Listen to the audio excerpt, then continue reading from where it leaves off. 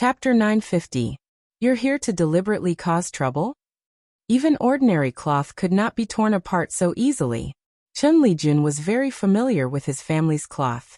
A person who could tear through this cloth like it was paper was definitely not an ordinary person. He was not a customer. The scene before him was his ultimate goal. The young man stepped on the cloth and lightly said, "You claim that your family's cloth is the sturdiest in the entire capital.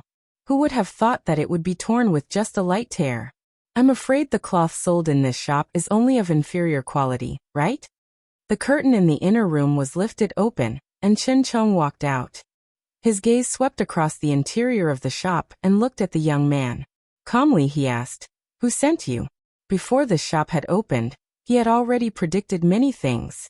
When the Chun family was at its peak, it had many families and vassals that it was on good terms with, but it also had many enemies. After the Chun family fell into decline, the small families that had been its vassals naturally looked for other big families. Some of the families that it was on good terms with were exiled, some were still in prison, and the rest avoided the Chun family like the plague. Of course, there were also many people who were happy to see the Chun family in its current state. As they walked by, they would throw a few stones and spit a few times, at this time, asking the two sides what their grievances were, and why they had come to cause trouble was a very childish thing to do. Thus he did not beat around the bush and went straight to the point. "You're the shopkeeper of this shop?" The young man looked at him, shook his head and said, "I don't understand what you mean. Your family uses these rags to deceive the customers, but you don't want to talk about it and say something I don't understand. What do you mean?" The cloth shop was located in a busy market. With the new year approaching, there was an endless stream of customers. This was the time when business was at its peak. In a short time, there were many more customers outside the shop. "What's wrong with these cloth?" A gentle voice came from behind. Third Miss Chen opened the curtain and saw the situation inside the shop. She quickly walked out, bent down and picked up the cloth on the ground. "Put it down. Do you still want to destroy the evidence?" The young man reached out and grabbed the cloth. With a sudden tug, he snatched it from her hands. Because he had used too much strength, she lost her balance and fell to the side. "Miao." Chun Chong's expression changed. He immediately rushed over and helped her up, asking with concern, "Miao, are you all right?" "I'm fine."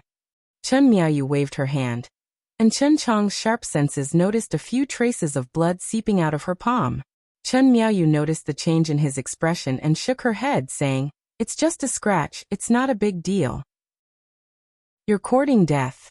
Chun Chong handed her to the maidservant behind him. Looking at the young man, his eyes were bloodshot. He clenched his fist and punched the young man's face. "You unscrupulous shop, how dare you make a move?" The young man raised his head, grabbed Chun Chong's fist and shouted, "Everyone come and take a look. Let's see what kind of business this shop has." Chun Chong only felt a huge force on his fist. His arm could not move forward, nor could he pull it back. His fist was in excruciating pain, and beads of sweat immediately appeared on his forehead. "Hey, everything was fine. What's going on?" A rough voice suddenly came from the door. A man wearing coarse clothes and a handkerchief around his neck walked in. He patted the young man's shoulder and said with a smile, "Brother, if you have something to say, we can talk it out. There's no need to use force." Chun Chong felt the hand that had gripped his fist loosen, and his arm regained its freedom. The young man's body trembled. Under the man's light pat, his entire arm had gone numb. Chun Chong did not recognize this man who had suddenly appeared, but Chun Lijun did. This person had appeared on the second day that the cloth shop had opened. He had set up a tea stall in front of the shop. Normally, there was not much business. In the morning, Chun Lijun had been curious as to how this tea stall, which only sold a few cups of tea, was able to support his family. Knowing that the man in coarse clothes was an expert, the young man's expression changed dramatically.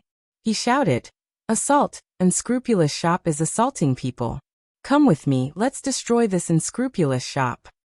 "Hey, if you have something to say, talk it out, don't use force."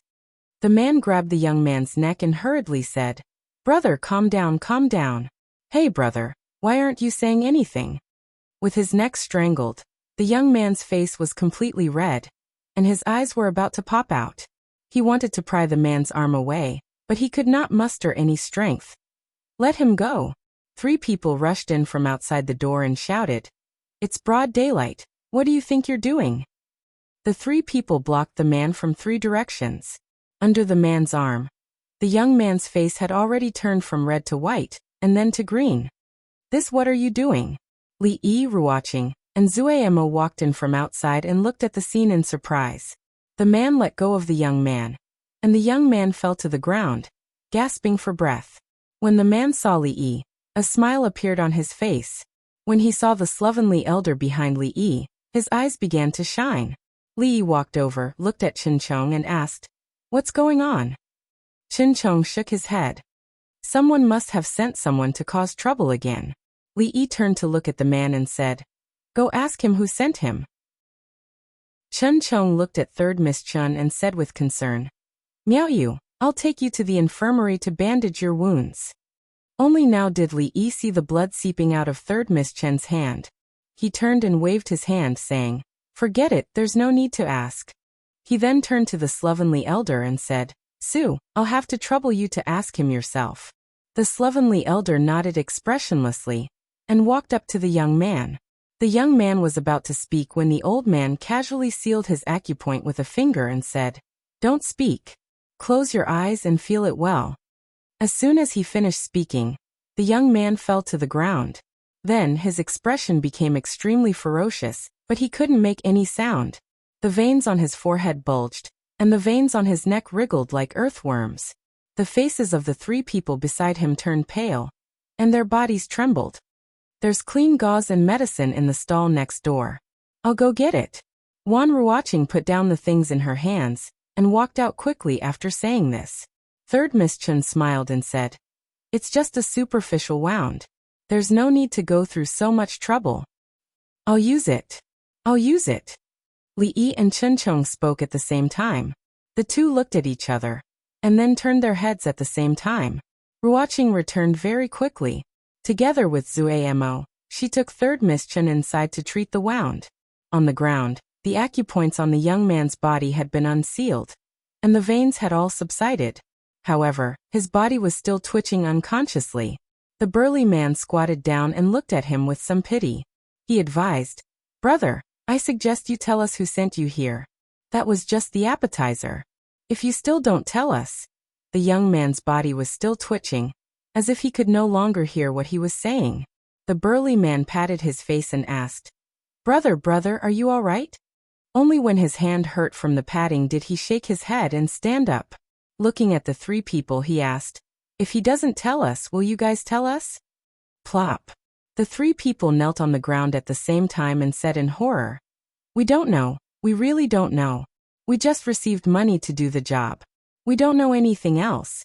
Chong shook his head and said, "Just like the previous times, they also don't know who's behind them." "You don't understand." Li shook his head and said, "The people behind them usually won't be satisfied with just hearing. They want to see the results with their own eyes. Maybe he's hiding somewhere and secretly watching." Chong looked at him and asked, "How do you know?" "I guessed." Li walked over, looked at the 3 people and asked, "You don't know who he is, but you definitely know where he is, right?" One of them had a face full of horror. "We really?" Li looked behind him. "Su, I might have to trouble you again." "We know." The man looked at Li Yi and said sincerely, "We really know." Chapter 951. Outside the clothing shop, a horse carriage was parked at a certain alley on the street. At a certain moment, a young voice rang out from within the carriage. "Why isn't there any movement inside?" "I don't know. Do you want me to go over and take a look?" The coachman turned back to look at the carriage and asked in a probing manner. "There's no need." A voice rang out from within the carriage. "Wait for another 15 minutes. If there's still no news, we'll leave." The coachman nodded. He had just turned around when he saw a few figures walking out from the shop toward the horse carriage. His countenance changed, and he was about to shake the reins to leave when he turned back and saw a man sitting on the other side of the horse carriage, smiling at him. "This brother, how are you?" Li Yi and Chong stood in front of the horse carriage, looking at it, and said, "Come down." There was no movement in the horse carriage. After an unknown period of time, the curtains of the carriage were pulled open, and a young man walked out from within. The moment Chun Chong saw that young man, his countenance turned extremely grim. "Lord Chun, how have you been?" The well-dressed young man tidied up his clothes, cupped his hands together, and smiled at Chun Chong, looking like an old friend whom he had not seen for many years. Over 10 people who looked like guards appeared behind him at the same time. "This is?" Li Yi looked at Chun Chong and asked. "This commoner pays his respects to Prince Xian." Chun Chong bowed slightly, indicating the identity of the person before him. Li Yi was stunned. He looked at Chun Chong and asked, "Have you tolerated it?" Chun Chong lowered his head, remaining silent. This meant that he had tolerated it. After all, the current Chun clan could not possibly go up against Prince Xian. Since Prince Xian had tolerated it, there was no reason for Chun Chong not to. Third young mistress Chun walked out of the shop hurriedly. She looked at Chun Chong and said anxiously, "Second brother, I'm fine. Don't be rash." Looking at the white-haired lady's pale face and the bandage on her hand, which had traces of blood seeping out, Li Yi sighed, turned back, looked at that young man, and asked, "Who are you again?" The young man looked at him with a hint of doubt in his eyes. "You are?" Li Yi cupped his hands. "I am Li Yi." The young man's expression froze, but he quickly smiled and said, "I just sent an invitation to Dr. Li a few days ago. The servants of the Li family said that Dr. Li is seriously ill and can't go out. I don't know what illness Dr. Li is suffering from. It's only been a few days, but it seems that he has recovered." Li Yi looked at him and suddenly slapped his face. Before he could react, Li Yi asked, "Now do you know what illness I have?" "You. Hysteria, intermittent hysteria. The emperor personally issued an imperial edict. Hitting people in Jingdo is not illegal." Half of the young man's face had temporarily lost all feeling, and an expression of disbelief appeared on his face. At the next moment, the young man pointed at Li Jie and said fiercely, "How dare you? I'm Prince Xian Li Jie. How dare you?" Li Yi was puzzled. "Believe in what?" "Prince Xian Li Jie." "What Jie?" "Prince Xian Li Jie." "Why are you speaking so loudly?" "So what if he's called Li Jie?" "So what if he's called Li Jie? How dare you make fun of me?" "Pa." Li Yi slapped the other side of his face again, looked at him and said, "What do you mean by believing in Zhou or not? Young man, can't you straighten out your tongue before you speak?" Earlier, it was only half of his face. Now it was his entire face. The young man could no longer speak. Li Yi looked at Chun Chong and asked in a soft voice, "Have you calmed down?" A hint of elation appeared on Chun Chong's face as he shook his head slightly. It was just 2 slaps. How could his anger be appeased? If the Chun clan was still the Chun clan and Prince Xian was not Prince Xian, it would already be letting him off too easily. "If you still haven't vented your anger." Li Yi took out the dagger that Mississippi Lu had given him from his sleeves and handed it to Chun Chong, saying, "This is for you. Do it yourself." Reality once again proved that Chun Chong was a man who did not mean what he said. Li Yi kept the dagger and looked at Chun Chong with a hint of puzzlement on his face. He asked, "What happened earlier?" The over 10 guards behind Prince Xian all drew their weapons and dropped them onto the ground almost at the same time. The unkempt old man threw a peanut into his mouth, and that man ran over with a fawning expression asking, "Senior, are you thirsty? Would you like a cup of tea?" Prince Xian regained his calmness. He glared at Li Yi and asked, "Li Yi, County Marquis Li, Dr. Li, are you really going to do this?" "This is?" Li Yi looked at Chun Chong and asked, puzzled. Chun Chong immediately introduced, "This is Prince Xian." Li Yi looked at him and said in astonishment, "Prince Xian, what did you mean by that?" "Let's go." Prince Xian did not throw him another look and turned to get into the carriage. The guards behind him heaved a sigh of relief, picked up their weapons, and left quickly. Things happened very quickly. Before the crowd on the streets could gather, they dispersed very quickly.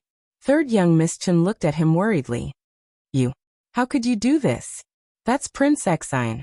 Li Yi walked over, looked at him and asked in concern, "Does your hand still hurt?" In this world, other than his family and friends, there were 2 people whom he would definitely not allow anyone to hurt. One was because he could not give up on his bloodline, and the other was because of a debt that could not be made up for.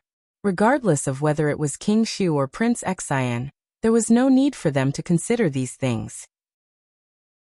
Third young Miss Chen looked at him with a helpless expression. However, her tone turned gentle as she said, "Come in first." At the entrance of the shop, Chen Chong took a step forward and asked, "It's not Prince Xian?" Li nodded. "Then it's King Qi." Li shook his head. Chen Chong revealed a surprised expression, but he did not ask any more. It was only after a long while that he said, "No matter if it's him or not, he's still a prince. You were a little rash today." He sighed and said, "No matter what, thank you for today." "There's no need to thank me." Li looked at him and said in disdain, "You don't even dare to stand up for your kin when they're being bullied. You coward." A few dark lines appeared on Chen Chong's forehead. Did standing up for Miao Yu mean that he had taken his dagger and stabbed Prince Xian twice?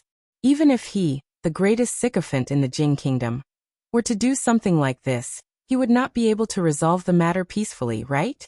The people from the Li family were really as detestable as ever.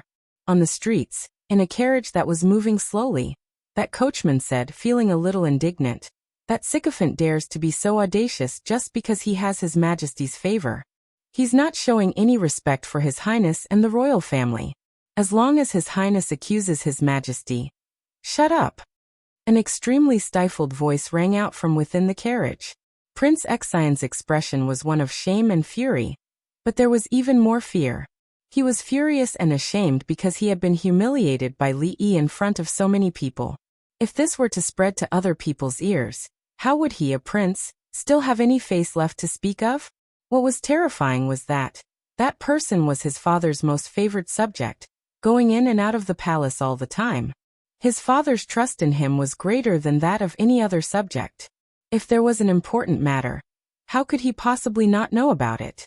Although it had not been announced to the public who would be the Eastern Palace, many of the subjects in the imperial court, including Prince Xian, definitely knew.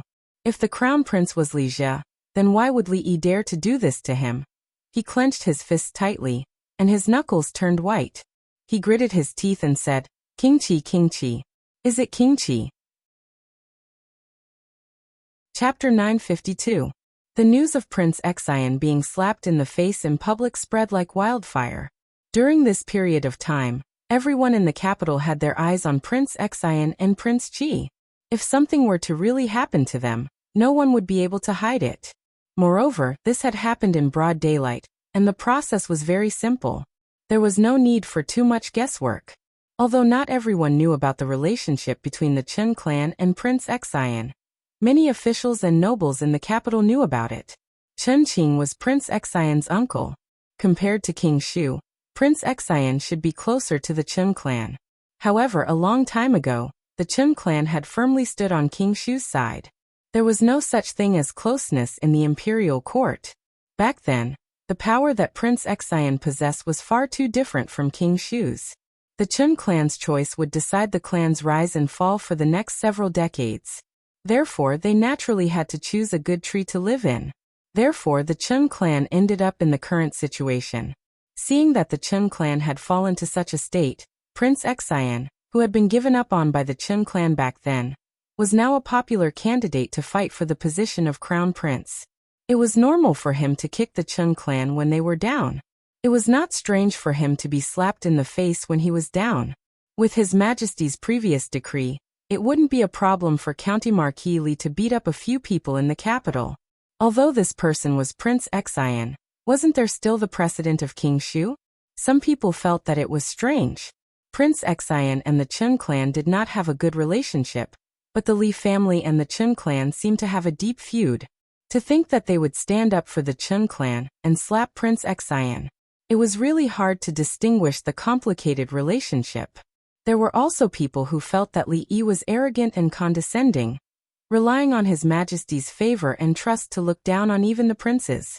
Such a person would be a sycophant in any dynasty. When the new emperor took over, he would definitely not have a good ending. Of course, there were even more people who felt that Prince Xian would not be able to fight for the position of crown prince this time around. Although that legendary County Marquis Li often did shocking things, He had never been a rash person. Otherwise, it would have been impossible for him to reach his current position over the past few years.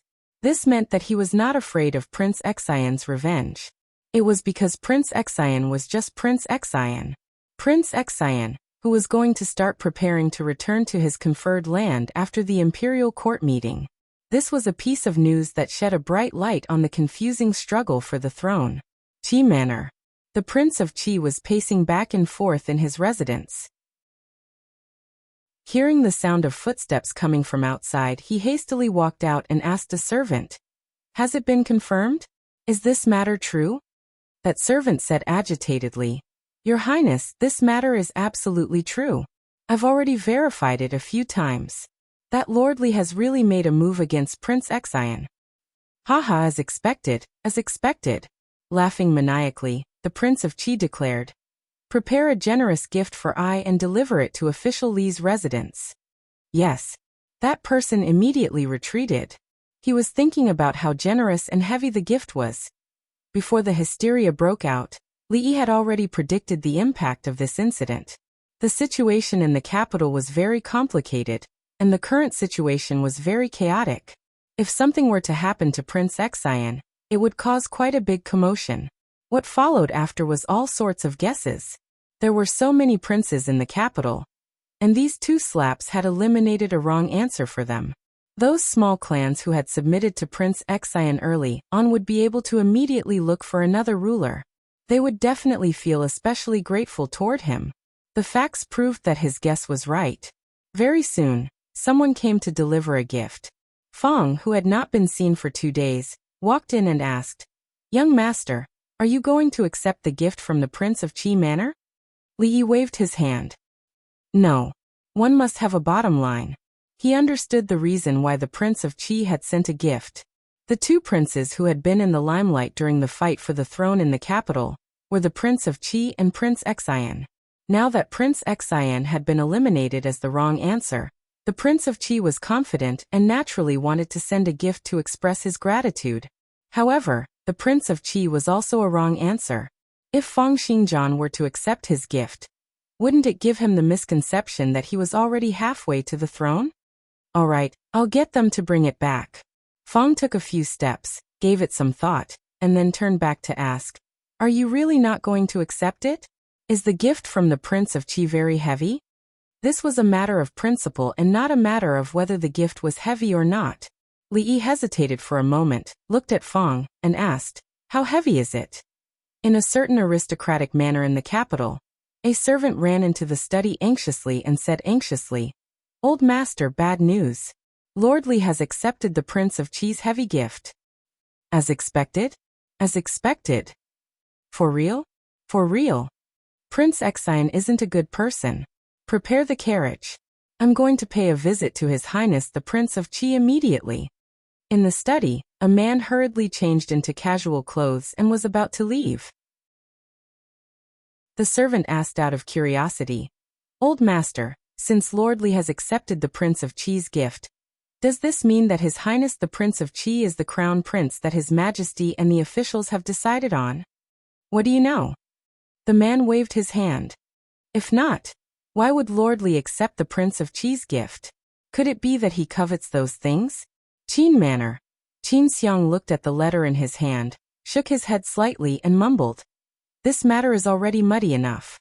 Does he still want to stir it up further?" Prince Xian Manor. He really accepted it? Prince Xian slumped weakly onto the chair, his countenance pale. That person had slapped him in the face and accepted the Prince of Qi's gift. Was there a need to say more about the meaning behind this? He had lost. He had completely lost. Li. Prince Xian's gaze looked toward the empty space outside the door. He gritted his teeth and revealed a venomous expression in his eyes. "Prepare the carriage. We're going to the Prince of Qi Manor. Lord Butler, just send me off here." A man smiled and walked out from the Prince of Qi Manor, saying, "In the future, I'll definitely follow His Highness's lead." He walked down the stairs, and a luxurious carriage happened to stop at the manor's entrance. Prince Xian. When the man saw the young man who came down from the carriage, he broke into an awkward expression. After all, He had just said that he would follow Prince Xian's orders at the Prince of Xian Manor yesterday. Today he was at the Prince of Qi Manor's entrance, and he was even seen by the person involved. Women who had two hearts were not likable, and men who were fickle and two-timing were not good people either. The middle-aged man lowered his head and immediately left in shame. Prince Xian did not look at him. His gaze turned toward the Prince of Qi Manor and said, "Bring me to meet Brother Qi Manor." The Prince of Qi Manor was seated in the main hall. It was only when Prince Xian walked in that he raised his head to take a look. After Prince Xian walked over, he knelt down on one knee and said loudly, "Greetings, brother." The Prince of Qi Manor was stunned for a moment, but he instantly understood what Prince Xian meant. He broke into a victorious smile, walked over, and gently helped Prince Xian up. He smiled and said, "There's no need to be so polite between us brothers." Since it was a fight for the throne, there would naturally be people who would succeed and people who would fail. Those who failed would usually not end up well. For Prince Xian to have done such a thing before the results were announced, the meaning of him surrendering was very clear. "I've heard about what happened today." The Prince of Qi Manor looked at him and said slowly.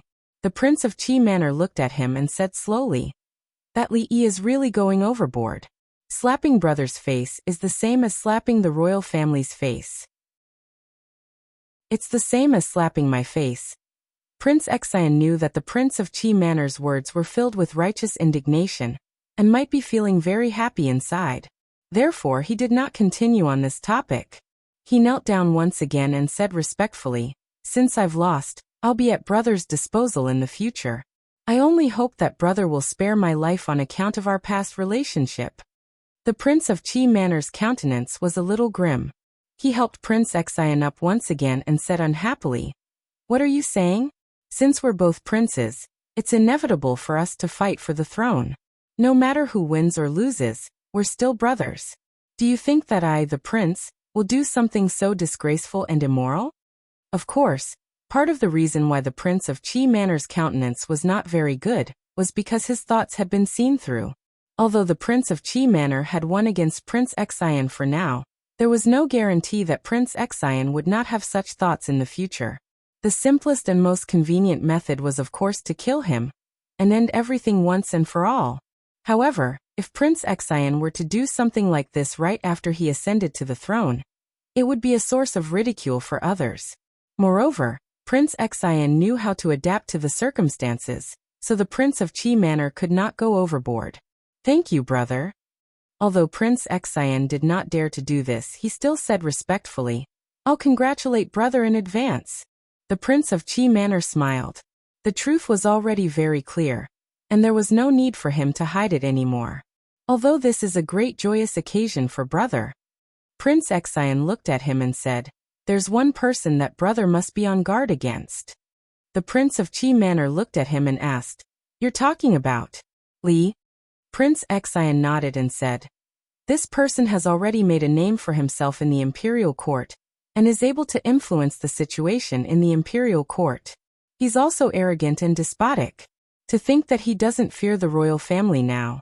I'm just afraid that when the time comes, he'll be a threat to brother." The Prince of Qi Manor fell silent for a moment before suddenly patting Prince Xian's shoulder, and saying with a smile, "Don't worry. The day brother ascends to the throne will be the day that crafty subject dies." Chapter 953. Brother, there's no need to send me off. Brother, take care. Regardless of what they were thinking, at the very least, when Prince Qi and Prince Xian walked out of the hall, their faces were filled with smiles, looking like brothers. After walking out of the Prince Qi Manor and getting into the carriage, Prince Xian's countenance turned grim. Putting aside the fact that he had become the true loser in the fight for the throne, as a prince, he had even been humiliated on the streets. The worst thing that had happened in his entire life had happened in these 2 days. "I want to see how long you can continue to be smug." He gritted his teeth and said coldly, "Before that, I'll settle a small debt first." He lifted the curtain and said in a soft voice, "Help I investigate something." After returning to the hall, a hint of a cold smile appeared on Prince Qi's face. So what if he had authority over the entire court? So what if he could cover the sky with one hand? No matter how much his father favored him, when he ascended to the throne, it would just be a single decree for him to be dealt with. There were too many such examples in history. The ruler was the ruler, and the subjects were the subjects. If the ruler wanted the subjects to die, the subjects had no choice but to die. How could a mere county marquis have the capability to rebel? Is this a rebellion? Lu Dao rubbed his head and said in a soft voice in the county yamen. As the year approached, there were more matters to handle in the yamen. There was a huge flow of people in the capital, and it was hard to maintain law and order. There would be over 10 small cases of theft and robbery every day. Although there were no major cases, just these trivial matters were enough to give him a headache. What made him even more vexed was that when the constables in the yamen were investigating some old cases, they discovered some new clues. This caused him to feel a chill in his heart. This included the case of the son of the former assistant minister of the Ministry of Works. Although it had been a long time, that case was too important. The number of deaths was high, and the way they died was so tragic that it attracted the attention of the entire capital. Even if it was hard to close the case, it was impossible to just let it go so easily. Thankfully, there were finally some clues to this case. Holy religion. As the mystery of that thing called holy religion was gradually revealed, Lu Dao felt as if he had sensed a huge hibernating beast hiding somewhere in the capital, secretly observing everything. This feeling made one's hair stand on end. How many people did the holy religion have in the capital? Who was the person called the Empress? He had no way of knowing, but it was precisely because of this mystery that people were afraid of. The new year was approaching, and the Imperial Court Conference was approaching. They could not afford to have any trouble during this period of time. In the coming year, they would have to report this matter to the Imperial Court and treat it seriously. Li Yi had a headache. The old madam had already told him several times that only when the family ate together on New Year's Eve could it be called a reunion dinner. If there was one less person, it would not be a reunion. The one with the least was naturally drunk in ink. Even Rui had mentioned to him several times that it wasn't appropriate for the Li family to live outside all the time, as outsiders would gossip about her. But the problem was that drunk Emo was still thinking of ways to win over her best friend and add another mistress to the Li family. The time was not very ripe yet. This was really a headache-inducing matter. Li Yi was trying to persuade drunk Emo, otherwise he would have to persuade the old madam and Rui when he went back. Rui was the easiest to talk to, but the old madam was not easy to deal with. She could use that kind of sincere tone to talk in his ear for a whole day. In the whole family, besides Mississippi Lu, she was the person that Li Yi was most afraid of. Persuading drunk Emo alone was easier than persuading both of them. I'm fine with anything. Drunk Emo looked up at him and said, but if I move over now, Sister Ruoqing will definitely not go with me. It's not the right time, and I'm afraid it will have the opposite effect. Li Yi thought about it, and felt that one couldn't always think of simple and easy things. Sometimes one had to challenge difficult things. Drunk Emo suddenly looked at him and asked, there's a question I want to ask you. What is it? Li Yi smiled. His expression was unchanged, but his heart immediately became alert. She looked at Li Yi and asked curiously, me and Sister Ruoqing, who did you like first? Li Yi looked up at the night sky, as if thinking. After a moment he shook his head and said, tonight's moon. Drunk Emo looked at him and said, there's no moon tonight, not even stars. No, there were stars.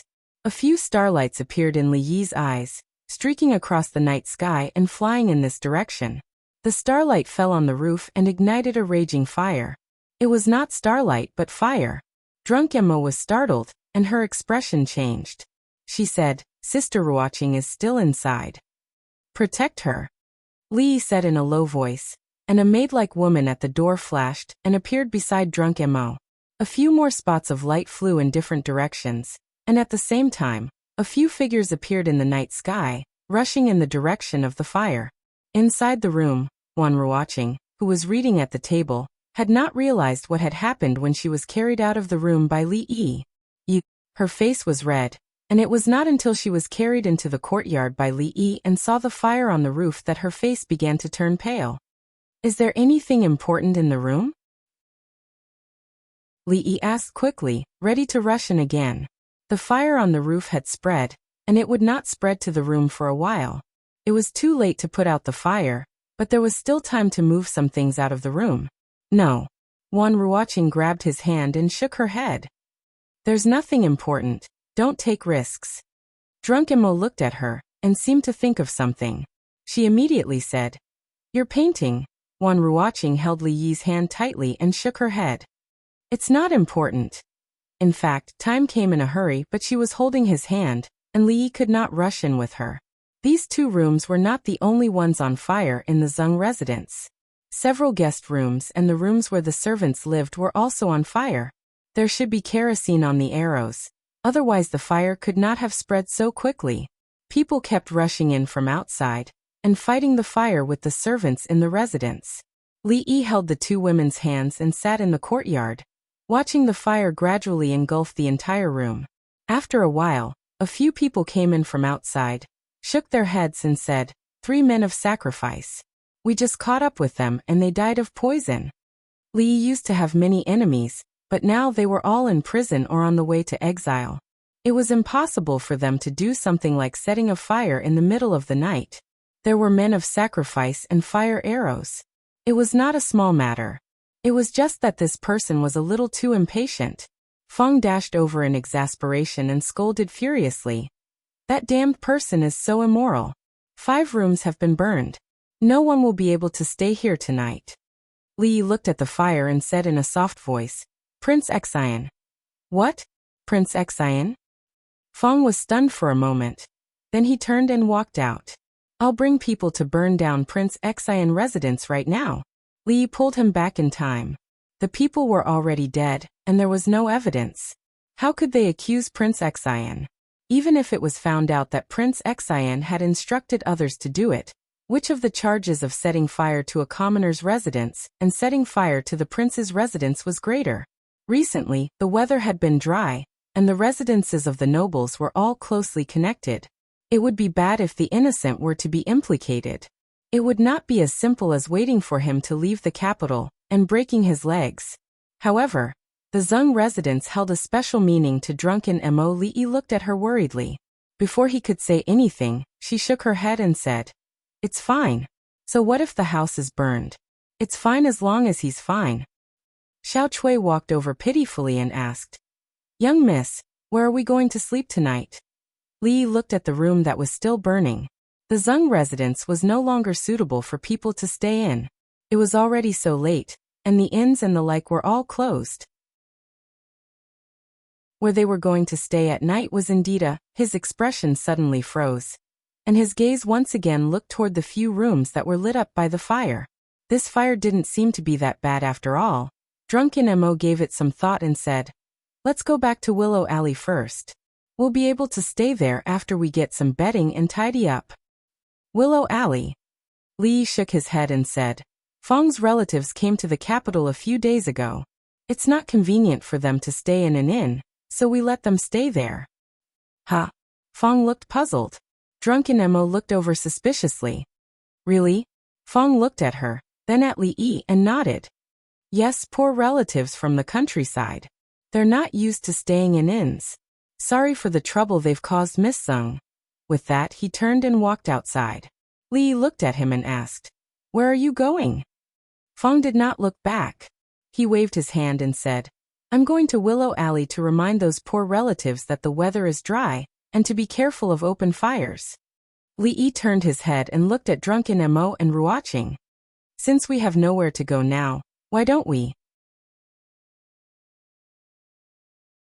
Chapter 954. The atmosphere in the Li family was different from the manners of influential officials outside. The adults had good tempers, and even if the maids and servants accidentally did something wrong, they wouldn't punish them too much. Gradually, the servants also became more relaxed. They would still do what they needed to do, but they would be at ease and wouldn't need to be afraid. There would be great rewards during festivals, and they would even be allowed 2 days off every month. Such a situation was impossible to exist anywhere else in the capital. However, today, everyone was on full alert, not daring to slack off in the slightest. This was the second madam's first day back. If anything were to happen, the adults wouldn't beat or scold them, but they would definitely deduct all their rewards for this month. The maids were busy, occasionally glancing at a certain hall. They had thought that the madam and the second young mistress were already top-notch beauties in the world, but they hadn't expected that the second madam wouldn't pale in comparison. Even Miss Wan, who had come together with the second madam, who might be the third madam, wasn't an ordinary beauty. "Sister, please have some tea." In the hall, drunken Mo held a cup of tea and handed it over to Rui with a smile. Rui put the tea at the side, got up, and took her hand, smiling. "Sister, don't stand on ceremony. Come and sit." Although there was still a ceremony missing, it was just that. The Li family was easy to enter but hard to leave. Once she entered the Li family, she could forget about leaving. What had happened yesterday was actually very simple. Prince Xian had sent people to burn down the Zeng residence, and Willow Alley had been occupied by Feng's relatives. It wasn't a good idea to bring two unmarried ladies to an inn in the middle of the night, and it would inevitably attract criticism. Bringing them back home to settle down was the best solution. The old mistress, who had heard the news, had rushed over in a hurry. She had been busy until the middle of the night, and then rested here directly. She had also decided on the date of the wedding at the end of the next month. She had gotten someone to calculate the date in advance, and they had already missed a few auspicious dates. The next suitable date would be next month.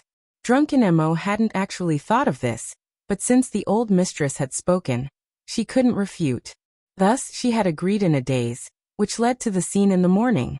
What surprised Li was that Ruoqing hadn't rejected moving in with Drunken Mo last night. If she hadn't agreed first, Drunken Mo probably wouldn't have agreed either. Prince Xian had set the fire. He couldn't even bear to settle the score with him. Feng stood in the courtyard, looking at the three women who were whispering in the room.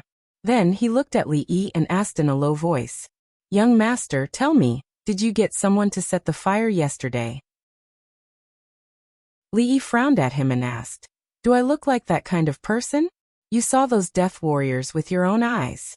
Besides, would I let them take such a huge risk?" Old Feng gave it some thought and nodded. He then asked, "Then son-in-law, tell me honestly, is Prince Xian one of us?" Feng's question was a good one. Even Li himself had once had such a question in his mind. "I suddenly can't bear to." Li thought about it and said, "Why don't we just break his 2 legs? You said it was 2 legs last night." 2 legs?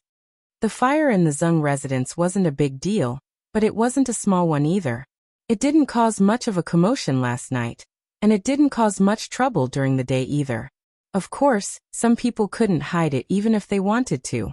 Sung Shichen walked in anxiously. When he saw Li, he went straight to the point and asked, "How's Drunken Mo? Are you injured?" Li shook his head and said, "Only the house was burned. No one was injured." That was the Zeng residence after all. Sung Shichen's face revealed a hint of sadness. He shook his head and said, "It's fine if the house is burned. It's good that everyone is fine." "What about the arsonist? Have you caught him?" He only found out about this in the morning. He came here in a hurry and didn't go to the county office to ask about the situation. Li shook his head. "They're all kamikaze warriors." "Kamikaze warriors?" Sung Shichen frowned. "Prince Xian? Even for the influential officials in the capital, kamikaze warriors weren't easy to nurture. It required a huge amount of resources. Perhaps only those princes would be able to use kamikaze warriors to set a fire. If there were only clues about those kamikaze warriors, it would be difficult to investigate this case. Even if Prince Xian couldn't become the crown prince, he was still a prince. Even if he was found, there wouldn't be any severe punishment." Knowing that Li had his own thoughts on this matter, Sung Shichen didn't say much. After meeting Drunken Mo, he left in a hurry. Not long after, Li Xian and the eldest princess came to visit at the same time. Li said, surprised, "The Imperial Court Assembly is only a few days away. You guys shouldn't be so free, right?" "I already know about the matter." Emingzi looked at him and said, "Even if we manage to find Prince Xian in the end, there probably won't be any results. The Imperial Court Assembly is about to arrive, and many officials have gathered in the capital. You mustn't act recklessly. We'll settle the matter regarding Prince Xian after the Imperial Court Assembly." Don't worry, I know what I'm doing, Li Yi said, shaking his head. At most, I'll just burn down his Prince Xian manor. Seeing that both Mingzu and Li Xian were looking at him, Li Yi waved his hand and said, I'm just joking. It's easy to implicate the innocent by setting a fire. Even if I have to break his 2 legs, I won't do something like setting a fire. Let's not talk about this anymore. Li Yi shook his head and said, What about you guys? That matter. How's the preparation? Li Xian sat down next to him, gulped down a mouthful of tea, and said, Let's talk about the matter of you setting fire to Prince Xian Manor. Do you have enough manpower? Do you need my help? I can get them to scatter kerosene from the sky. In the capital's largest brothel, little Zhu walked over with a teapot, pointed to a young man and said, Hey, you're called Suzheng, right? Let them rest for a while, and have a cup of water. They'll move it later. There's no hurry. The young man called Suzheng wiped off the sweat on his forehead, smiled and asked, Miss Little Zhu, where are you guys moving to? Is it the Zeng Manor? I might as well get them to send it over directly. It would have been better if Little Zhu had not mentioned the Zeng Manor. At the mention of the Zeng Manor, a furious expression appeared on Little Zhu's face. She waved her hand and said, It's not the Zeng Manor. I won't be going there in the future. Suzheng asked curiously, What happened? You don't know. Last night, when we were about to sleep, some bad guys secretly released fire arrows. The entire Zeng Manor's house was burned down. Young Miss and I were both frightened. She patted her chest, looking like she still had lingering fears. I really can't imagine. If we had all fallen asleep last night, would those bad guys have wanted to burn us to death? Naturally, she did not know how strong the guards in and out of the Zeng Manor were. Even in the middle of the night, there would still be people on duty. Something like that would not have happened. The Zeng Manor was set on fire? Suzheng was stunned. He lowered his head and asked, Miss Little Zhu, do you know who set the fire? I don't know. Little Zhu shook her head. Then, as if she had thought of something, she said, I think it was some Prince Xian who sent death warriors. Those people are too scary. They're not even afraid of death. I heard that too. Sigh, since you guys have rested enough, quickly move. Just move it to the horse carriage outside. Don't leave anything behind. All right. The young man agreed readily. A smile returned to his face, and he waved his hand at the people behind him. Move quickly. Don't delay the young lady's matters. Prince Xian Manor. What? Only the house was burned? Prince Xian heard this news from a servant. He waved his hand and scolded. A bunch of useless people. They can't even handle such a small matter. What's the point of living? Your Highness, the guards in the Zeng Manor are too powerful. Not a single one of our death warriors has returned. I'm afraid. Prince Xian waved his hand. Forget it. Let him be smug for a few more days. In Prince Xian Manor, a person who looked like a steward pointed to a few servants who were moving things and asked, What are you guys moving? One of the servants smiled and said, Steward Zhao, this is the strong alcohol that we bought outside today. All right, I got it. Steward Zhao waved his hand and instructed, Go and get busy. Remember to be careful. Chapter 955. From his expression, tone and demeanor, it could be seen that Li Xian was very vexed. In order to fight for the throne, other princes disregarded their brotherhood.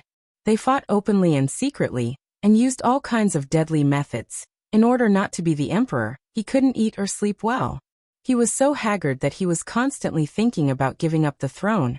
If the king of Shu, king of Xian, king of Qi, or any other king knew his thoughts, they would probably strangle him to death. Li Xian, who was in a dispirited state, suddenly raised his head and asked, Do you have wine? Since the last incident, Li Yi had stopped drinking. However, the person in front of him was his best friend, and he was willing to risk his life to accompany him. It was nothing to make an exception for once. As the crown prince, the future emperor, of course, he had to use the biggest bowl and drink the strongest wine. Li Yi stood up, waved his hand to the back and said to a servant, Bring out the best wine in the manor. Soon, a servant came with a jar of wine. Li Yi slapped the lid and poured a bowl for Li Xian and Emingzu respectively. He picked up his teacup and said, "Today there is wine, today we are drunk. Tomorrow's worries will come tomorrow. Let's drink." Li Xian's alcohol tolerance was not much better than his, but after drinking a large bowl of wine, his whole face was a little red, and his eyes were blurred. This bit of wine was naturally nothing to Emingzu. She drank it more easily than he drank tea. Mississippi Lu walked out of the room, and Rui, Zumo, and Ruoqing also followed. Li Xian looked up and saw Zumo and Ruoqing. He said in surprise, "W, when did you come in?" "Just yesterday." Li Yi looked at him and said, "The wedding is at the end of next month. You can't come at that time, but you can't miss the congratulatory gifts."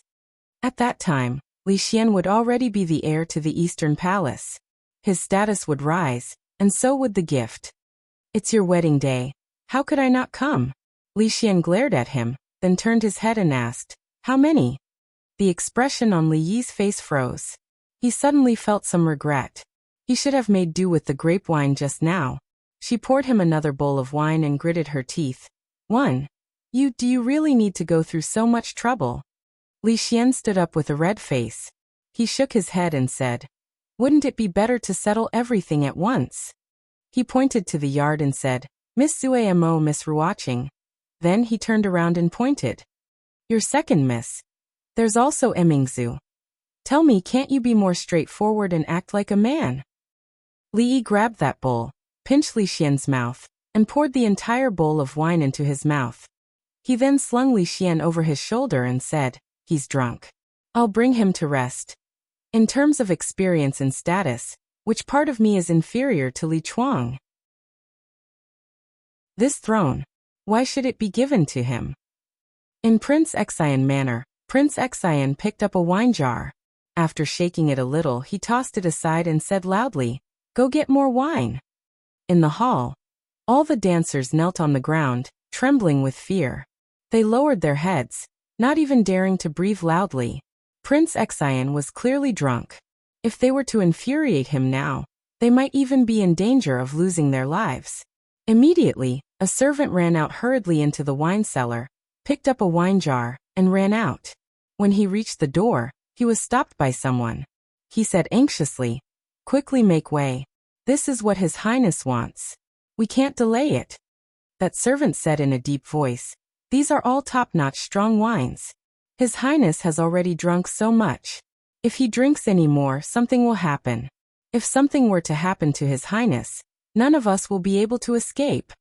That person's countenance turned pale, and he asked in a trembling voice, Then what should we do?" That servant took the wine jar from him and pointed to another corner. "Take it there. The wine there isn't very strong, so it won't be easy for something to happen." "Many thanks." That person responded, immediately picked up a jar, and ran out.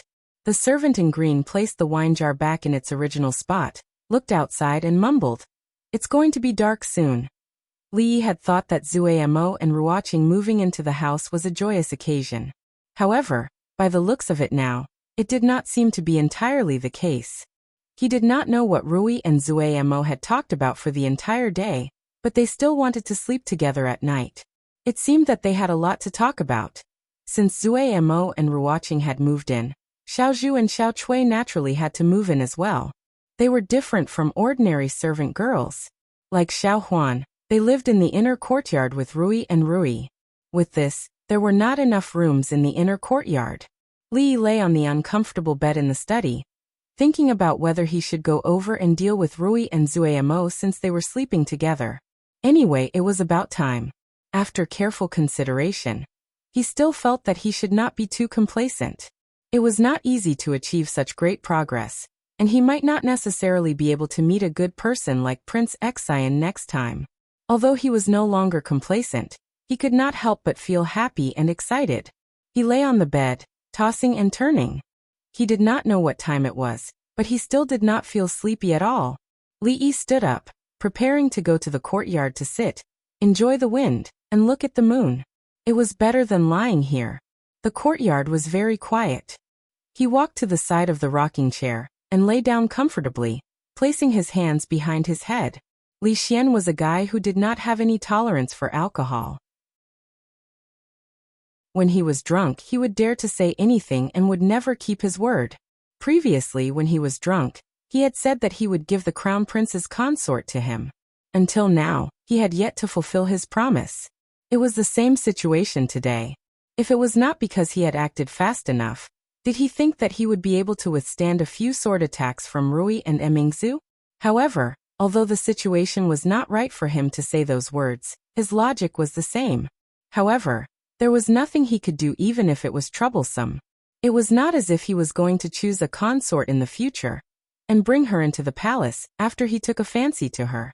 It was something that would happen naturally as their relationship grew. Li gave it some thought and mumbled. Zuemo will be at the beginning of next year. Ruoqing will be a little later. What about Emingzu? Li frowned and said, Emingzu won't be able to do it for now. What about Rui? Rui.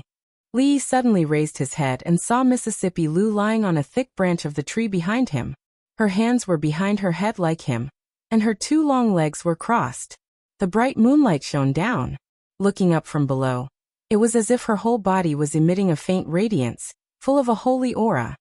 Rui, what are you doing up there? I couldn't sleep, so I came out to look at the moon. Mississippi Lu floated down from the tree and asked curiously, what did you say about Li Emingzu just now? Li waved his hand and said, she can handle political affairs, but her culinary skills are far from good. She can't even make egg fried rice well. She can't even compare to Ruoqing, and she can't even compare to Drunk Ink. She's not much better than you, Rui. Countless lights flashed in his mind. In an instant, he strung the four names together and heaved a sigh of relief. Mississippi Lu looked at him and didn't say a word. Li raised his head and noticed that her face was a little red, appearing a little charming in the night. It wasn't that she was blushing, but that her face had turned red because of the light. She was looking behind him. Li turned back and saw a beam of red light in the distant horizon. No, it was a stretch of red light. Prince Xian's manor was in a state of panic. There's a fire, there's a fire. Quick, put out the fire. Prince Xian's Highness is still in his room. Someone come quickly. This fire can't be extinguished even with water. This is kerosene. The servants of the prince's manor, who had already fallen asleep, were startled awake by the commotion. When they hurriedly put on their clothes and walked out of the door, what they saw was a stretch of fire that soared into the sky, as well as a crowd that was hurriedly scattering in all directions. In a place where no one noticed, a few figures had their hands crossed over their chests. For Her Highness! For Her Highness! For Her Highness! After exchanging a few words in a low voice, they turned around, passed through the panicking crowd, and went against the flow. Their figures soon disappeared. Chapter 956. Winter in Japan was a time when fires were more likely to break out. The weather was cold, and poor people relied on shivering to resist the cold, while wealthy people used charcoal to keep themselves warm. If they were not careful, it would lead to a great disaster. After the Zeng Manor, Prince Xian's manor also caught fire last night. In terms of scale, degree of destruction, and impact, the former was a far cry from the latter. Not only was Prince Xian's manor burned down, but even the manor's two neighbors were also affected. A few houses in the mansions of two officials in the imperial court were burned down. Thankfully, it was discovered in time, and the damage caused was not great. Prince Xian's manor was in a terrible state. The entire manor was in ruins almost overnight. As for Prince Xian himself, he was also in a sorry state from the fire last night. Although his life was not in danger, his hair was burned. When he was escaping from the house, he tripped over the doorsill and broke one of his legs. He was still lying in the imperial physician's bureau. It was said that the fire in Prince Xian's manor was so great that half the sky in the capital was dyed red. It was also said that when Prince Xian escaped from the house yesterday, he was not even wearing any clothes. It was also said that there was another man who also escaped from the house with Prince Xian, who was also not wearing any clothes. Fong walked over with an aggrieved expression and grumbled. "Young master, why didn't you tell me about such a major matter? Li Yi was holding a copy of Capital Entertainment. The headline on the front page was about Prince Xian's manor being burned down and Prince Xian seemingly coming out of the closet. He raised his eyes to look at Fong and asked, "What's the matter?" "Burning down Prince Xian's manor." Fong sat down opposite him and said, "Young master, you lied to me, saying that you would only take action after he left the capital. I didn't expect that you couldn't even wait a day. Were you really the one who burned down Prince Xian's manor?" Sung Shichen hurried in from outside and looked at Li Yi. You're too rash. No matter what, Prince Xian is still a prince. It's one thing if you wait for him to leave the capital and take action secretly, but you'll make things impossible to resolve. It wasn't me. Li Yi shook his head. He wondered which hero had done a great deed. Although it felt great, it was really baffling that he was the scapegoat. He gave it some thought and said, perhaps the people from Prince Xian's manor were careless in keeping themselves warm? Could it be that the people from Prince Xian manor use kerosene for warmth? Sung Shichen's countenance turned a little grim. The surroundings of Prince Xian's room have been doused with a large amount of kerosene. This is clearly an act of arson. If it wasn't because we discovered it in time, Prince Xian would probably have died in the sea of fire last night.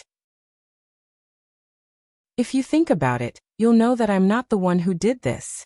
Li shook his head and said, Prince Xian set fire to the Zeng manor. The imperial court can't deal with him, so I'll deal with him myself. However, setting fire to the Prince Xian manor after only one day, this is too obvious. It's like what you've said. I was planning on breaking both of his legs after he left the capital. Now that one of his legs has been broken, I can only break the other two. Are you really going to do it?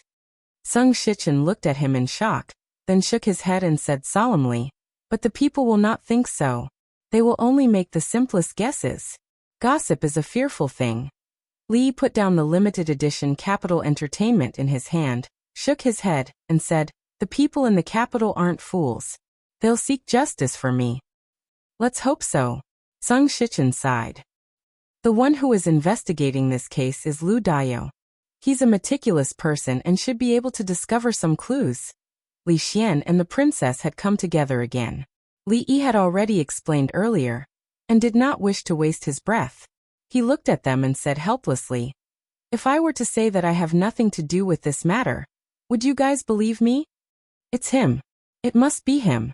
Although Prince Xian's face was no longer as black as before, a large part of his hair had been burnt, and there were still waves of pain in one of his legs. His countenance was savage as he said loudly, how audacious. He's really audacious. This is the capital, and he set fire to the prince's manor. He's trying to rebel.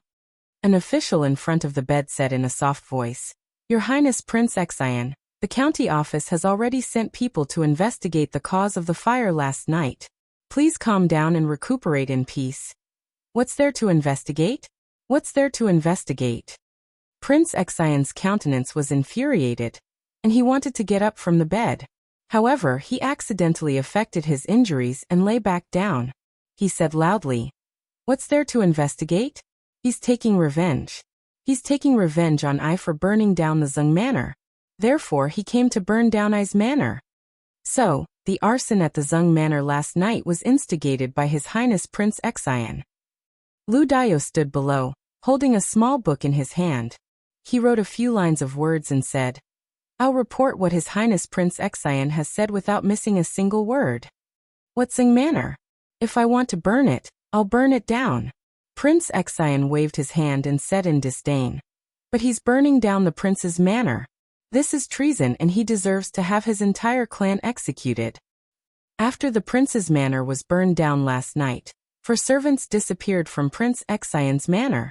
Lu Dayo looked at him and said, According to the butler of the prince's manor, these 4 people bought a batch of strong alcohol from outside yesterday. Judging from the situation at the scene, they didn't buy strong alcohol but kerosene. It's the kerosene that burned down the entire Prince Xian manor last night. Prince Xian's countenance changed and he immediately said, What servants of the prince's manor? He must have gotten someone to impersonate them. He wants to get I killed. according to the butler and the other servants of the prince's manor. The 4 of them were brought here by your highness from your feudal land. Before this, they had already been with your highness for 2 years, and have never been to the capital. Therefore, it's impossible for them to be impersonators. Prince Exian was stunned for a moment, and then said furiously, "Nonsense! How could the servants of my prince's manor possibly commit arson? We'll have to ask His Highness Prince Exian about this." Lu Dayo looked at him and asked, "Your Highness Prince Exian, why don't you think about it carefully? Before you came to the capital, did you offend anyone? For example, some concubine." "What concubine?" Prince Exian slapped the side of the bed fiercely and said furiously, "The only person I offended is him. It must be him." Lu Dayo looked at him and said in a soft voice, "Your Highness, please rest well. I'll take my leave." When he walked to the door, he bowed toward a figure who had just entered. "Greetings, Your Highness Prince Qi." "Brother Qi King." When Prince Exian saw Prince Qi walk in, his eyes lit up and he said, "Brother Qi King, you've seen how arrogant and despotic he is. If this person isn't eliminated, the imperial court won't be able to have peace." Prince Qi looked around, and the people in the room who had no business in it immediately left. He walked up to Prince Exian and said in a soft voice, "You just sent people to burn down his house the day before yesterday, and he sent people to burn down your prince's manor yesterday. Do you take him to be a fool, or do you take everyone in the world to be fools?" "Brother Qi King." Prince Exian looked at him in disbelief. "You, even you. Do you know what the people outside are saying?" Prince Qi bent down and said, "I heard that the ones who set fire to the prince's manor last night were a few servants from your manor. This trick of yours is too stupid." Prince Exian was speechless. After walking out of the Imperial Physician Bureau, Lu Dayo loosened his fists. His palms were covered in sweat. Prince Exian was not scary, and neither was Prince Qi. What was scary was that holy religion, that lady. Before Prince Exian had even arrived in the capital, there were already spies from the holy religion in his manor. Who would dare to say that there were no such people in the other princes, officials and nobles in the imperial court, or even in his own manor? The power of this holy religion had once again surpassed his expectations. For the lady, Lu Dayo's countenance was complicated as he mumbled and left quickly. Chapter 957. Holy Religion, Her Highness. Li Yi retracted his gaze from County Magistrate Lu, appearing to be deep in thought. Lu Dayo nodded and said, "That's right. The servants in Prince Exian's manor have indeed heard those 4 people saying the words for Her Highness. All the evidence shows that the arson case in Prince Exian's manor last night was done by them." Li Yi's gaze flickered. Could it be that the Taoist nun had come to the capital? Thinking about it carefully, he felt that it was not quite possible. The foundation of the holy religion was in the Qi kingdom. Right now, the Qi kingdom was in a state of chaos, with the first prince and the third prince vying for the throne. The Taoist nun shouldn't let go of such an opportunity, let alone come all the way to the Jing kingdom. Moreover, it was true that Feng Xingjian had not received any news regarding this. However, when had Prince Exian offended the Taoist nun? Feng Xingjian had no way of knowing this either. Li Yi knew that there were people from the holy religion in the capital. However, within this organization, it had always been a one-way communication.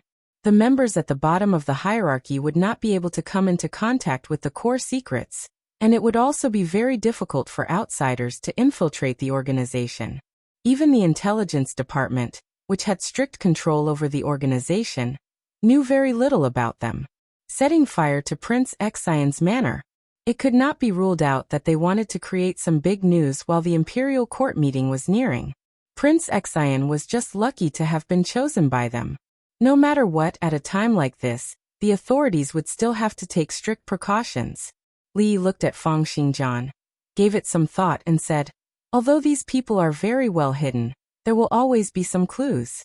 You should pay attention to the cases of people going missing in the suburbs of the capital, or the abnormal movements of some villages.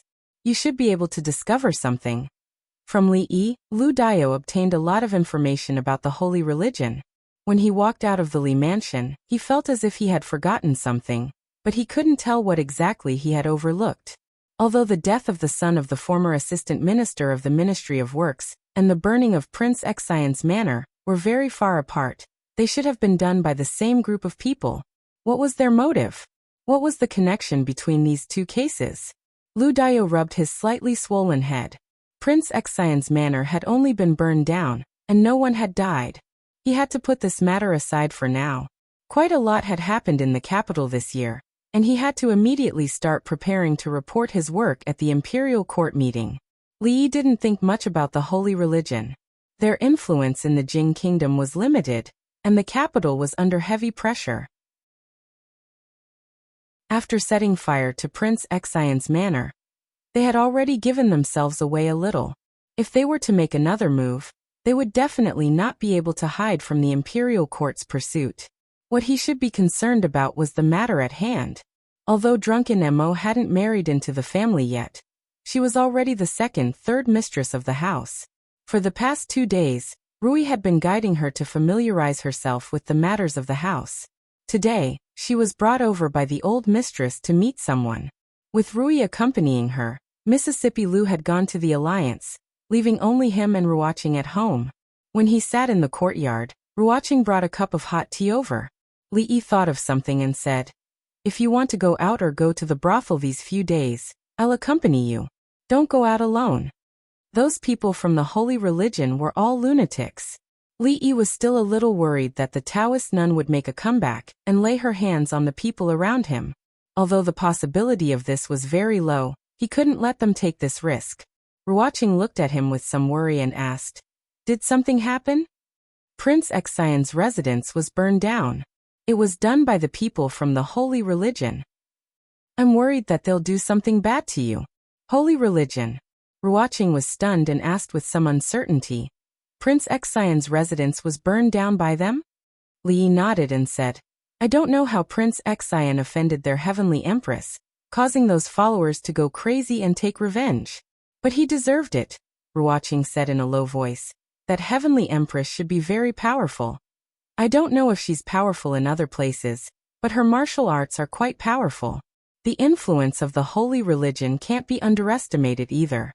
If we were to go up against them, the imperial court would probably have a headache." Li Yi suddenly remembered that he still had the token of the holy sect. It was a token that said that he was under one person, and above tens of thousands of people. If something happened to the Taoist nun one day, after thinking about it carefully, he felt that it was best not to have any contact with those people. Although it was true that the influence was very powerful, all of them had been brainwashed and were like terrorists. Just the thought of being surrounded by such people made him feel uncomfortable. Ruoqing asked in a probing manner, "What if the imperial court captures that heavenly empress?" "There probably won't be a good outcome." Li Yi shook his head and said, "The people from the holy religion are cruel, and have probably done a lot of things to harm the imperial court.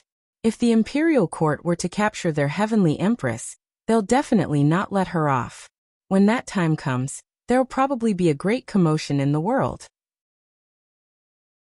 With the Taoist nun gathering such a huge power, no one would believe her if she said that she did not want to rebel. Since ancient times, there had been many such examples.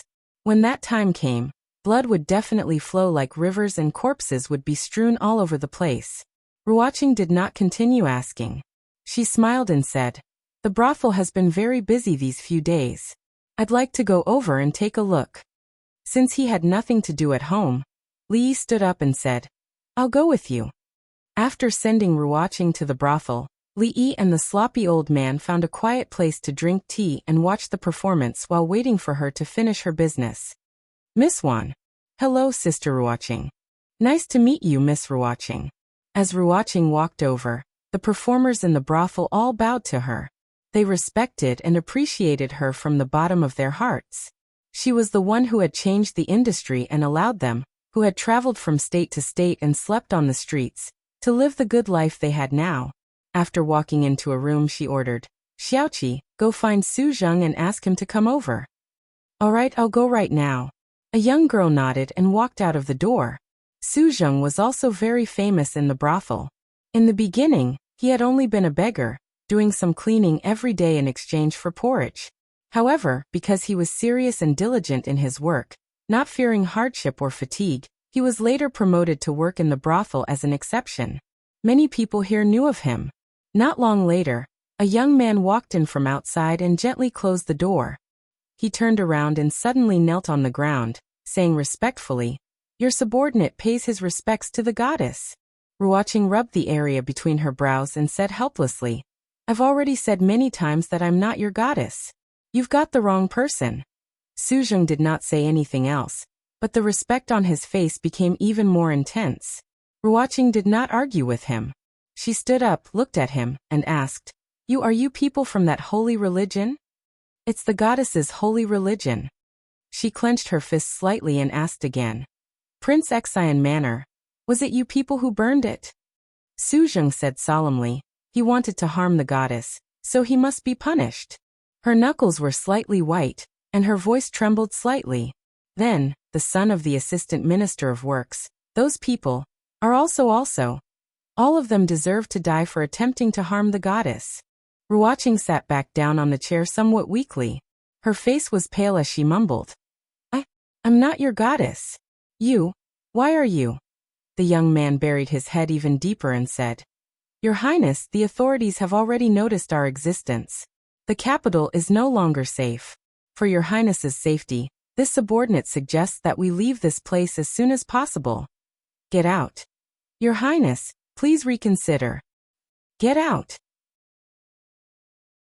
She had always spoken softly and gently, but at this moment, her tone was so decisive and unquestionable. "This subordinate obeys," Suzheng said respectfully. Without raising his head, he stood up and left decisively.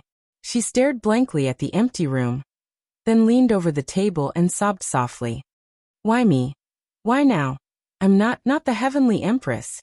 When he saw Ruoqing again, Li was startled. He looked into her eyes and asked, "What's wrong?" Looking at her appearance, it was clear that she had just cried. Ever since he had known Ruoqing, he had never seen her cry over anything. "It's nothing. I just read a script. It was too sad, so I couldn't hold it in." She smiled and shook her head. "Let's go home." "What script?" Li asked in surprise. He suddenly felt a warm and soft touch on his hand. He lowered his head to look at it, and subconsciously clenched it. He no longer cared about the script. He nodded and said, "Yes, let's go home." Chapter 958. The case of the burning of Prince Xian's manor had exposed certain matters, causing the two yamens in the capital and the city patrol office, which were in charge of security in the capital, to be extremely careful. Fortunately, in the next few days, everything was as calm as before, and no similar malicious incidents occurred. The New Year's Eve dinner of the Li family this year was undoubtedly much livelier than last year's. There was less Lin Wanru, but more Zui Emo and Ruoqing. Lin Wanru would often send letters, mostly about business matters. The Lin family's business was doing very well in the Qi kingdom. Not only did it involve the jewelry industry, but it was also flourishing everywhere. Of course, the Lin family's business was the Li family's business. The two families were mutually beneficial, and it was a symbiotic relationship. When the two girls had just moved in, they were still a little unfamiliar with this place, but a few days were enough for them to familiarize themselves with everything. Even Xiao Chui and Xiao Zhu had gotten along well with the servant girls of the Li family. Xiao Huan also had two more playmates. Usually, the servant girls of the Li family treated her as half a mistress, and they didn't dare to speak or do things too presumptuously. Gradually, she didn't play with them anymore. Friendship between women always came especially easily. Xiao Chui had a strange personality, and it was very easy for people to accept her.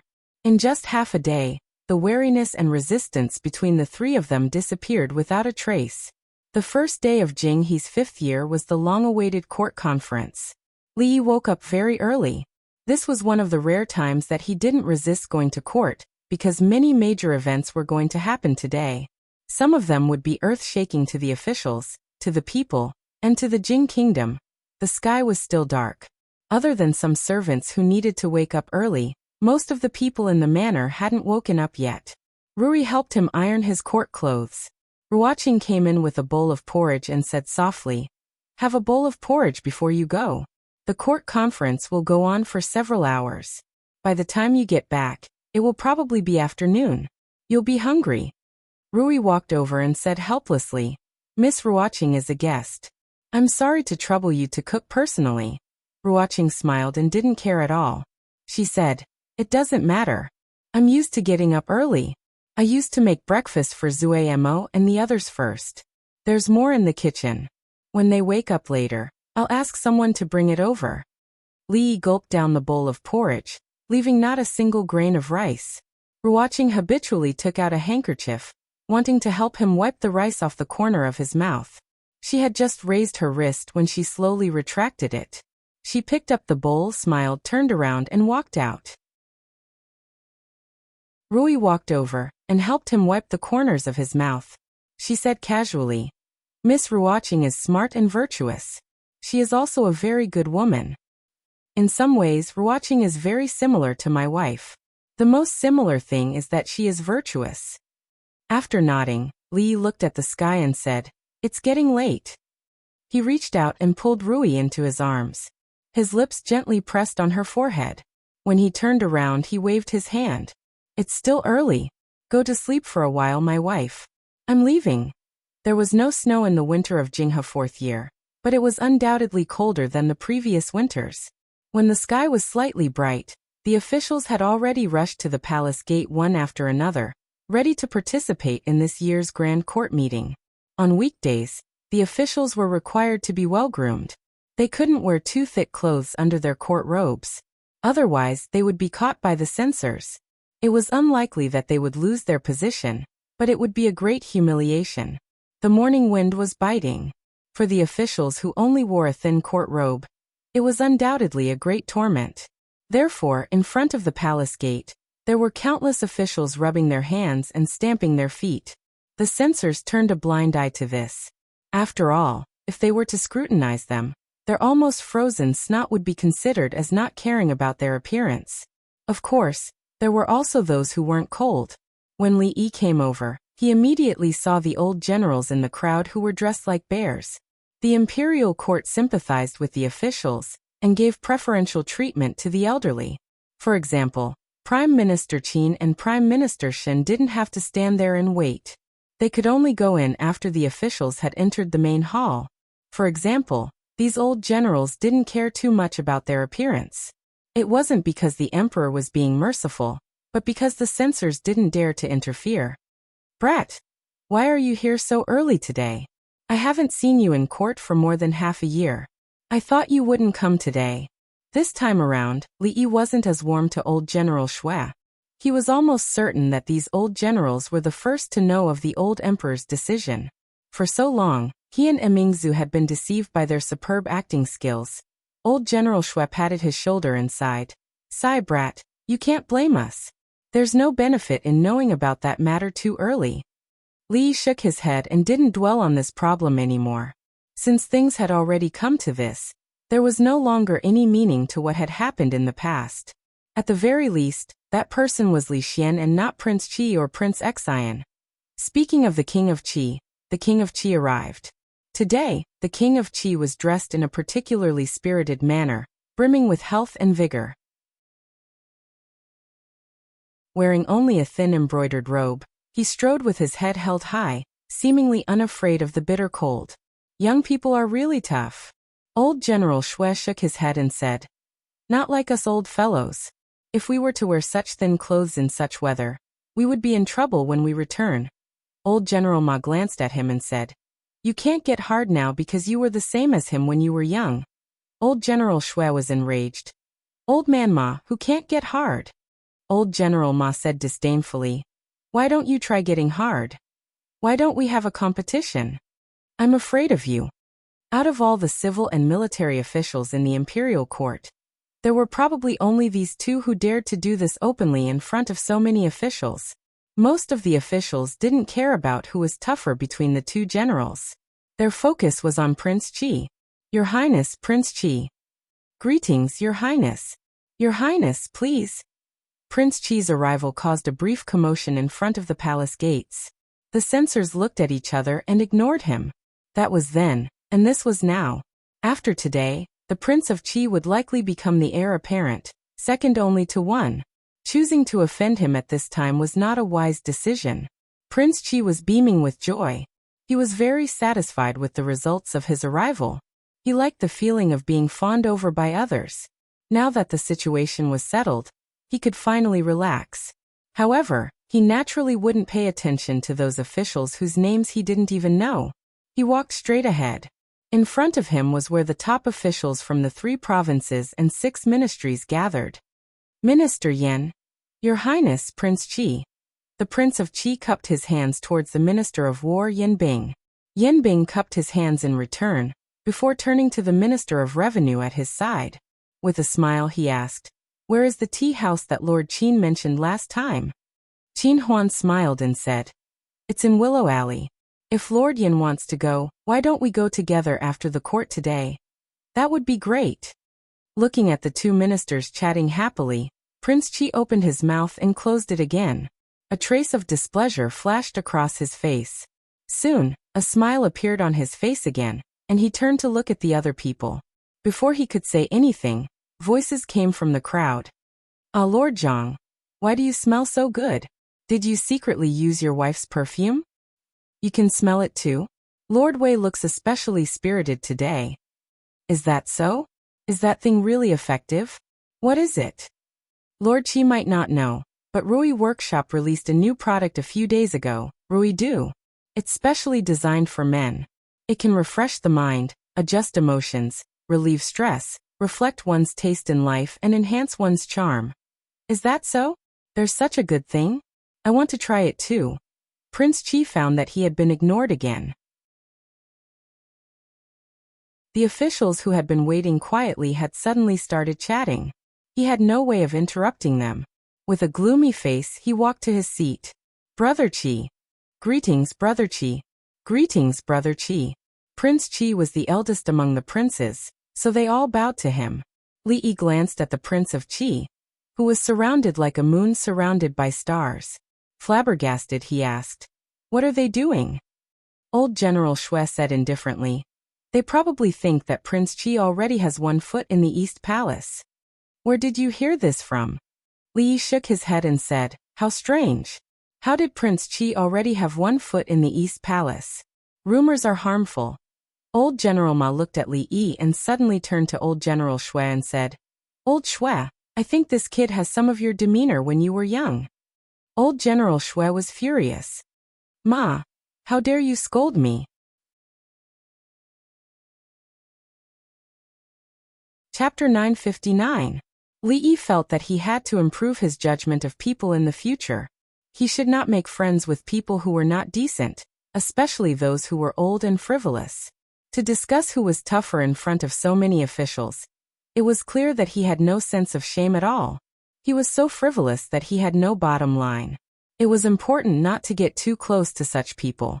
Looking at old General Xue's humiliated expression, Li Yi sighed and said, "I feel that cooperating with the Wang clan in the military provisions business seems to be more suitable.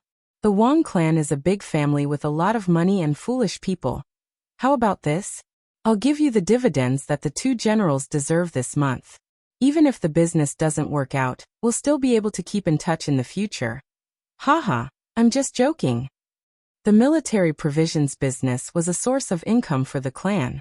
Old General Xue's countenance changed, and he put his arm around Feng Xingzhan's shoulder, saying with a smile, "Among the younger generation in the capital. No, there's also the older generation. Among them, I admire you the most. We can discuss this. Old Fogey Xue, you were scolding me in a roundabout way just now, and now you're sticking to me. Don't you know shame?"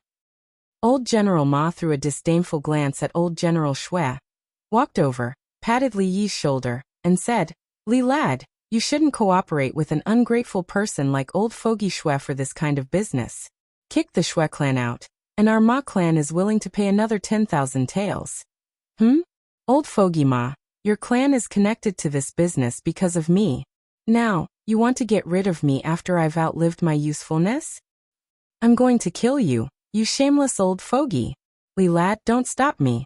Today, I'm going to let old Fogey Ma know how many eyes Prince Ma has. Don't worry, I won't stop you. Please go ahead. Li Yi quietly returned to his seat, watching the two of them fight. He unintentionally turned his head and took a glance, noticing that there was a gaze on him. When Prince Xian had escaped from the fire, he had broken his leg. However, it had been reattached by the imperial physicians. Other than some slight difficulty in walking, it was not a big problem. His hair was burned, but when he tied it up and put on the crown, it didn't look much different. At this moment, he was standing among the princes, looking straight at her, not hiding the hatred in his eyes. Li Yi was a little puzzled. Wasn't the one who had set fire to Prince Xian's manor? Wasn't it that fanatical believer of the holy religion? Why did Prince Xian hate him so much? Had he ever offended him? I don't think so.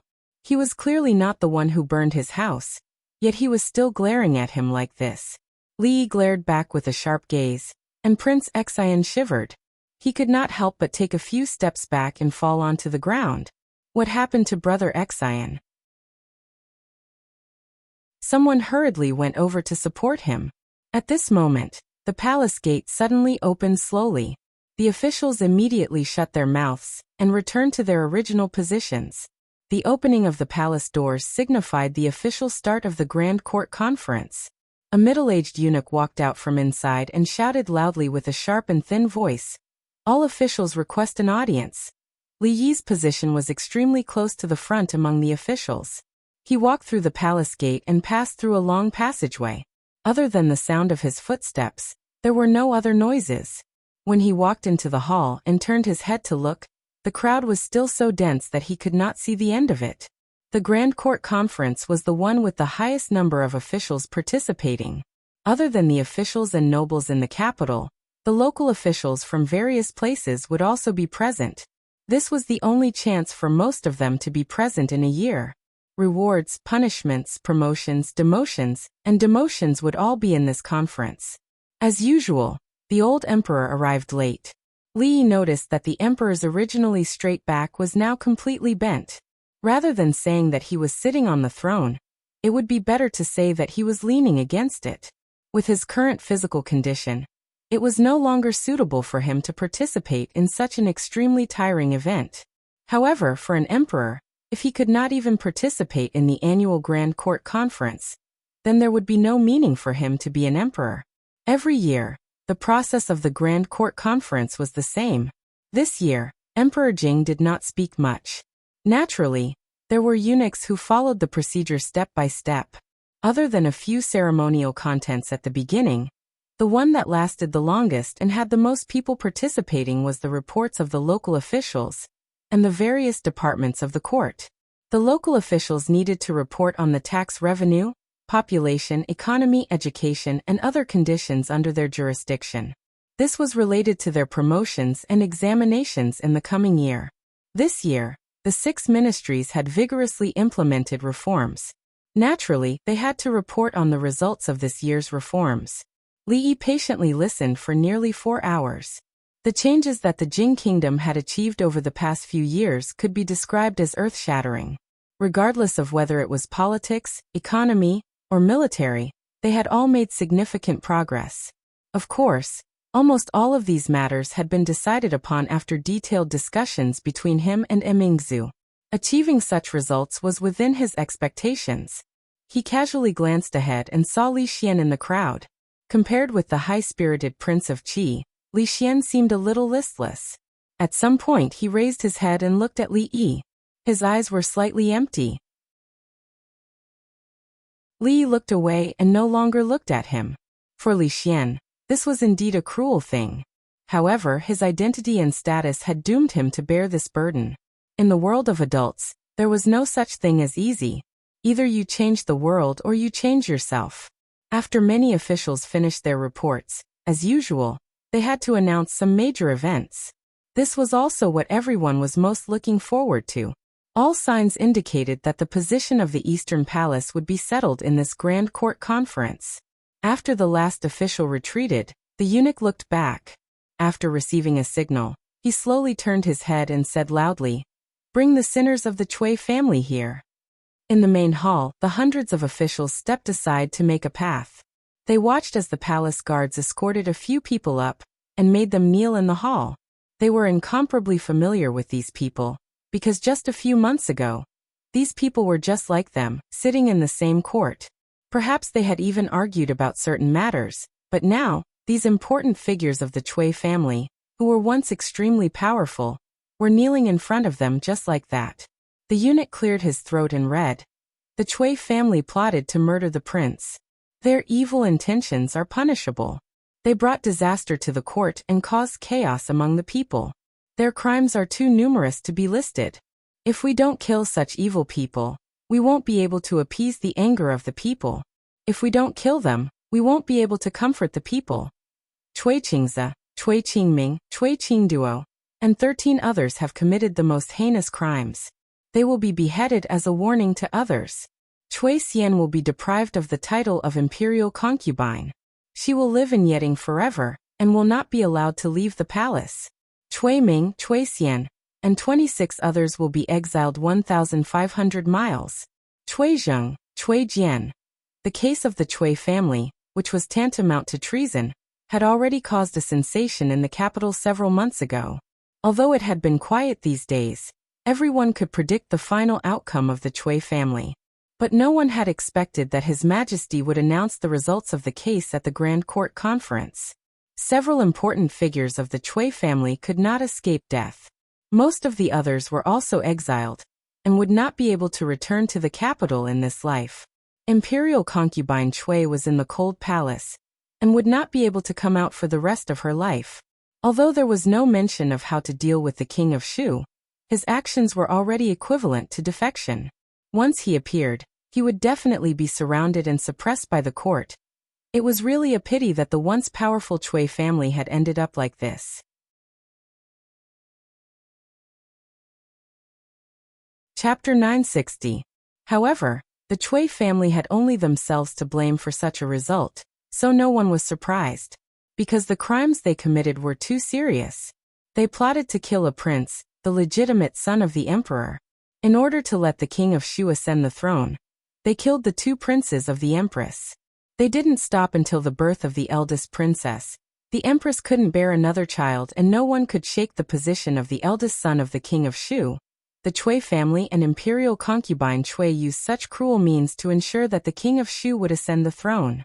They probably didn't expect that the throne would eventually fall into the hands of Prince Qi, who they had never taken seriously. After the eunuch announced the result, the Chui family was taken away. Then, a few dry coughs suddenly came from the hall. The Chui family has committed heinous crimes, and it's not a pity that they finally got such a bad result. Prime Minister Qin walked out of the crowd, glanced down and said, "You all know that the Chui family is insane. In order to establish the position of the eldest son of the king of Shu, they secretly killed the 2 princes of the empress. However, I'm afraid you don't know that the 3rd child of the empress was also a prince, right?" As soon as the words came out, the officials were in an uproar. "What? Prime Minister Qin, are you serious? How is that possible? The 3rd child of the empress is obviously the eldest princess." "Yes, I still remember that the empress and Princess Ning gave birth at the same time. Princess Ning gave birth to Crown Prince Li Xian. The empress. The uproar lasted for a long time. Even the censors did not stop them, because they were deeply shocked and incredulous after hearing Prime Minister Qin's words. Gradually, the uproar subsided. Finally, someone found some clues. The empress and Princess Ning gave birth at the same time. The empress gave birth to the eldest princess, and Princess Ning gave birth to Crown Prince Li Xian. Prime Minister Qin said that the empress actually gave birth to a prince. Prime Minister Shen, the ministers of the 6 ministries, and several other officials in the court looked calm, as if they had already known about it. County Marquis Li and several old generals, who were most trusted by His Majesty, were also not surprised. Most importantly, when Prime Minister Qin said these words, His Majesty did not stop him. Thinking about it, the Empress had lost 2 princes. If His Majesty didn't have any doubt in his heart, it would be unreasonable. Thinking deeper, why did Ning Wangfei come to the capital when she was about to give birth? Why did the empress also move out of the imperial palace at that time and move with Ning Wangfei? The more he thought about it, the more he thought about it. In the hall, the doubts on the faces of the officials gradually disappeared. The various princes appeared astonished. Prince Xian's countenance turned pale, and Qi King's body trembled, unable to stand steadily. Prime Minister Qin spoke again. Back then, Her Highness lost 2 princes in succession. His Majesty already had some doubts, but the Cui family was powerful. Not only could they stir up the court, but they could even directly intervene in the court. In order to protect the princes, His Majesty made such a decision. His Majesty handed the princes over to Prince Ning and brought the princess back to the palace. Until now. Prime Minister Qin took out a box from his sleeve and said, "This is the Jade Archive that proves the identities of the 2 princes. If any of you don't believe me, you can come forward and verify its authenticity." Whenever a member of the royal family was born, their identity Jade Archive would be engraved at the same time they were born. If this Jade Archive was really from 20 years ago, then Crown Prince Li Xian was the princes of the first line. What Prime Minister Qin had said would naturally not be false. A few senior officials walked forward. After carefully verifying the Jade Archive, they nodded slightly and silently retreated. At this point, the officials no longer had many doubts. With the deaths of the first 2 princes, His Majesty grew suspicious. In order to protect the 3rd prince, he exchanged him with Ning Wangfei's remaining daughter. Therefore, Crown Prince Li Xian was actually the legitimate son of His Majesty and Her Highness. Princess Royal. It should be called Princess now. At this moment, the eunuch cleared his throat and continued. For the past 3 years, I have been ill for a long time. Thus, all the government affairs have been decided by Emingzu. As a woman, Emingzu has been in charge of the important affairs of the court. She has been working hard day and night, and has never been tired. Therefore, I hereby grant her the title of Princess Yonghua. It was not uncommon for a princess to be granted the title of princess. In the past few decades, there had been a few princesses who had been granted the title of princess due to their favoritism. Putting aside the degree of Princess Mingzhu's favoritism, she had contributed greatly to the court, the people, and the Jing kingdom. A mere title of princess was nothing at all. After reading an imperial edict, the eunuch picked up another one. With a solemn face, he said loudly, "Since ancient times, the emperors have inherited the heavens and ruled the world. They must establish the crown prince and prolong the country. My legitimate son Li Xian is a heroic and extraordinary person. Following the will of the heavens, I hereby abide by the first imperial edict and submit to the public opinion. I solemnly inform the heavens and the earth, the ancestral temple, and the country to confer the title of Crown Prince and appoint him as the Crown Prince in the East Palace. I have been ill for a long time, and cannot be neglected for too long. I hereby appoint the Crown Prince, Li Xian, as the leader, to hold the imperial seal and establish the government hall. Princess Yonghua will be his assistant. The 2 of them will manage the affairs of the commoners and supervise the country. All the matters reported by the officials will be decided by the 2 of them." Thump. As soon as the eunuch finished his words, Prince Qi's face turned pale. He trembled and collapsed on the ground. Then the entire hall fell into absolute silence. Almost everyone had a look of contemplation on their faces. No one spoke. 2 imperial edicts and 3 matters. Princess Yonghua had just become Princess Yonghua, and was given the title of princess by His Majesty. The title remained the same, but the meaning was completely different. Li Xian, the legitimate prince whom His Majesty had entrusted to Prince Ning many years ago, naturally became the crown prince and entered the East Palace. The 3rd matter was also the most important. The crown prince supervising the country, and the eldest princess assisting the government. This was something that had never happened in previous dynasties. It was also the first thing they thought of and felt incredible. But when they thought about it carefully, they felt that it couldn't be more normal. The country and the court had long been inseparable from the eldest princess. If the eldest princess was a man, they would disobey the emperor's order and admonish her to death. They would let her sit in the position that should have been hers. However, she wasn't. This was already the best and most suitable ending. Crown Prince Li Xian was the legitimate prince, and also the most powerful one among all the princes of His Majesty. It was he who promoted the Academy of Science, and made a great contribution to the country. But he only knew science and didn't know how to govern the country. He was not the most suitable person to sit in the position. Someone new. His Majesty gave the princess the title of princess again, so that she could rightfully sit in the position and exercise the power of assisting the government. As for Prince Qi, flushed with success, the horse's hooves were swift. The horse accidentally lost its footing. It turned out that from the beginning to the end, Prince Qi had never touched that position. He didn't do it before and he wouldn't do it in the future. As for why they thought that Prince Qi was already on the throne, Li felt that many people were looking at him with unkind eyes. He felt as if his back was being pricked by needles.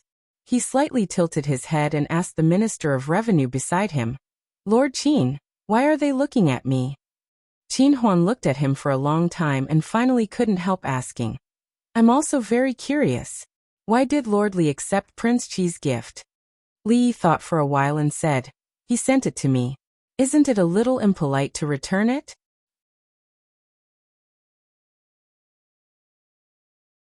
Chapter 961. The Grand Court Conference was coming to an end. Too many things had happened in this year's Grand Court Conference. It was full of twists and turns. The unsolved case from more than 20 years ago, the conviction of the Cui family, the mystery of the origin of the eldest princess and Prince Li Xian, the confirmation of the position of the East Palace, and the future situation in the imperial court. The crown prince had been crowned, the country was stable, the eldest princess assisted the government, and the imperial court was stable. All the unstable factors in the past 4 years of Jing He had been cleared today. There was no doubt that from the 5th year of Jing He, the Jing kingdom would open a new era that had never been created by previous emperors. The last item of each year's Grand Court Conference was the reward for the meritorious officials in the past year. The Jing kingdom was now in full swing of the reform, and many of the measures had achieved initial results. The eldest princess was good at using people, and she specialized in special tasks. In the past year, outstanding talents emerged in all fields, so that the last item of the Grand Court Conference lasted half an hour longer than that of the previous years. Many people received generous rewards. The imperial court no longer promoted nobility, but many people were promoted to official positions. Among them, the reward for County Marquis Li was only a few words, and it was not generous. But people were not surprised about it. In the past year, County Marquis Li did not do anything earth-shattering as usual. That was because his actions had already seeped into all aspects.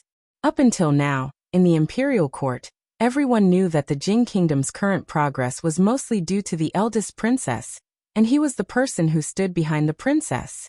Almost every decree and action of the princess had his shadow behind it. He had made great contributions, but he did not need to be rewarded. In terms of title, he was already a marquis at a young age. One more step was the limit that a foreign official could reach.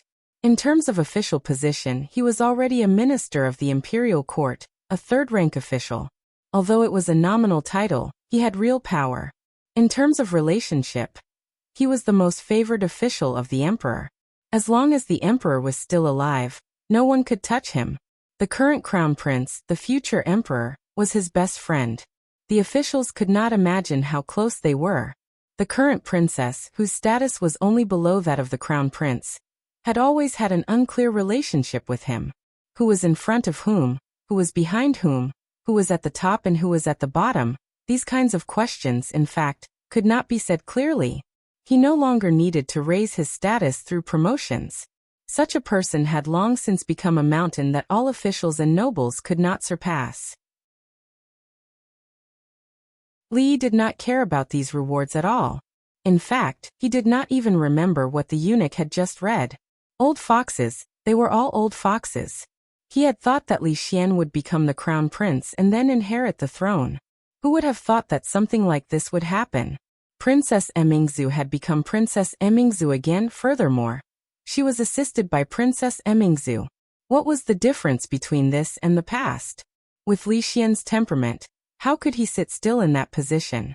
Even if he were to become the emperor, He would have enough authority to open the door for the Science Academy. He would definitely throw all the political affairs of the court to Emingzu. Anyway, wasn't there an imperial edict? Who was in charge and who was in charge? There was no clear boundary between them. The imperial court meeting was about to end, and only the final ceremony was left. Some of the officials clearly still held quite a bit of resentment toward County Marquis Li. This matter was originally very vague, and no one knew what His Majesty was thinking. Before the imperial court session, they didn't dare to take any rash actions. However, just because County Marquis Li had beaten up Prince Xian and accepted Prince Qi's gift, some people clearly stood on Prince Qi's side. In the end, Prince Qi lost his footing, and they fell miserably as well. Li felt depressed to begin with. Sensing the gazes from the side, he turned his head and said fiercely, "What are you looking at? If you continue looking, I'll dig out your eyeballs." That official's body trembled, and he immediately retracted his neck. After all, the other party had already become the existence with the most profound background in this dynasty. Even the princes could not afford to offend him, let alone them. After the imperial court meeting ended, most of the officials who had come from afar would also go and check on their connections, staying until after the Lantern Festival. The matter of setting up the crown prince wasn't just to be discussed in the imperial court. Such a major matter of the country should be announced to the world. Notices were pasted on the palace walls and city gates. Within a short half a day, everyone in the capital knew about it. The identity of the eldest legitimate son, the secrets of the royal family, the position of the Eastern Palace. These were all topics that the commoners were extremely interested in. Li Yi appeared to be a little dispirited. Right now the situation was set. Li Xian was in charge and Emingzu was in charge. There was no one in the entire Jing kingdom who could stop them from doing what they wanted to do. Without any obstacles or enemies, he seemed to have nothing else to do. He had no interest in the imperial court, and did not wish to be promoted. With his business to this extent, silver was nothing more than a number to him. It wouldn't be an exaggeration to say that he was standing at the peak of his life. If he were to go further up, he might only be able to pull Li Xian down from his position and take it himself. However, this was too easy for him. He didn't consider it. By the way, he also promised Rui that he would go to the Wu Kingdom to see her little disciple, and he couldn't go alone. In the past few years, he had been really tired of staying in the capital. He would take Rui and the others to travel around and see the world. Of course, before that, he had to at least marry Zuamo in a dignified manner. And then Ruoqing. He took back what he had said just now. He still had things to do. Xiaohuan. From the morning until now, he had only eaten a bowl of porridge and was a little hungry. Li Yi habitually called Xiaohuan a few times, only to realize that Xiaohuan, Rui, and Zuamo had gone out in the morning. During the New Year festival, there were some inevitable gatherings and social engagements. In the past, it was Rui who brought Xiaohuan along. As the second madam of the Li family, Zuamo naturally had to go with them this year. Li, what's the matter? Xiaohuan didn't agree, but saw Xiaozhu running out of the room. Go and tell the kitchen to make a few dishes and bring a pot of grape wine. Okay, I'll go now. Xiaozhu responded and ran back in a hurry. Li Yi was startled and reminded her. The kitchen is outside, you're running in the wrong direction. In a clean and tidy room, a beautiful woman sat at the table, slowly flipping through the pages of a book. Sister Ruoqing. The sound of light footsteps came from the door, and the young girl knocked on the door and walked in. Ruoqing put down the book, turned to look at her and asked, "What's wrong?" Xiaozhu rolled her eyes and said, "Li is hungry. He said he wants to eat the food cooked by Miss." Ruoqing got up and walked over, pinched her nose, and said, "He wouldn't say that, it's you who wants to eat it, right?"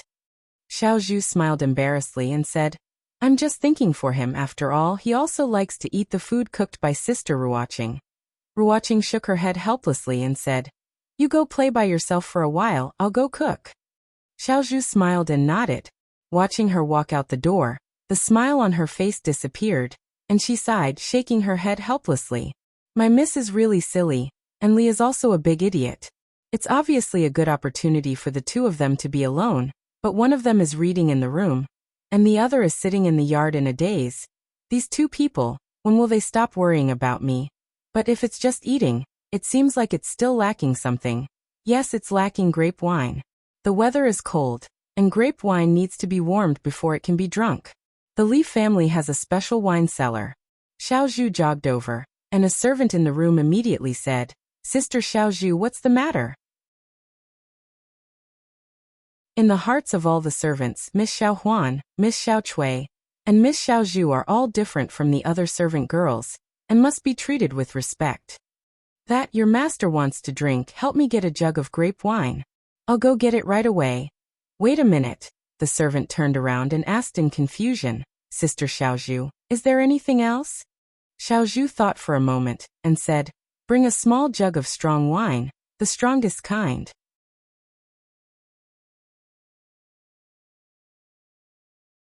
Chapter 962. Li Xian succeeded to the throne, and Emingzu assisted him. All the external and internal crises were swept away. After the court meeting, Lu Yi submitted a report, revealing the existence of an extremely terrifying secret force near the capital. It called itself the Holy Religion, and the person who controlled this force was called the Empress. The case of the son of the former assistant minister of the Ministry of Works, and the burning of Prince Xian's mansion, were both the work of this force called the Holy Religion. It was still unknown whether they had committed any other crimes. As for how big this Holy Religion was and the purpose of their existence, no one knew. The court naturally attached great importance to this matter. The officials and nobles of the capital would not tolerate such an unstable factor appearing under the feet of the emperor. The determination of the court could be seen from the fact that the Secret Intelligence Office, Supreme Court, Ministry of Justice, and the two offices of the capital were investigating this case at the same time. This was also the first decree the crown prince made after he became the ruler. If the capital wanted to be stable, the Holy Religion must be eliminated. Of course, this matter had nothing to do with Li Yi. Li Yi had thought that he would have nothing to do for a long time. He sat in the yard and thought for a while. Only then did he realize that he didn't have to work for them anymore. He still had a lot of things to solve. It wasn't until he smelled a fragrance that he came back to his senses. Seeing Ruoqing put a few dishes on the table, he asked in surprise, These? Did you cook them yourself? In fact, this question was unnecessary. The chefs of the Li family couldn't make such delicious dishes. I have nothing to do anyway. Ruoqing smiled and put the bowl and chopsticks in front of him. Li ran to the kitchen and fetched a bowl and chopsticks for her. He said, You haven't eaten either. Sit down and eat with us. Only now did he realize that Rui and Zuemo went out today.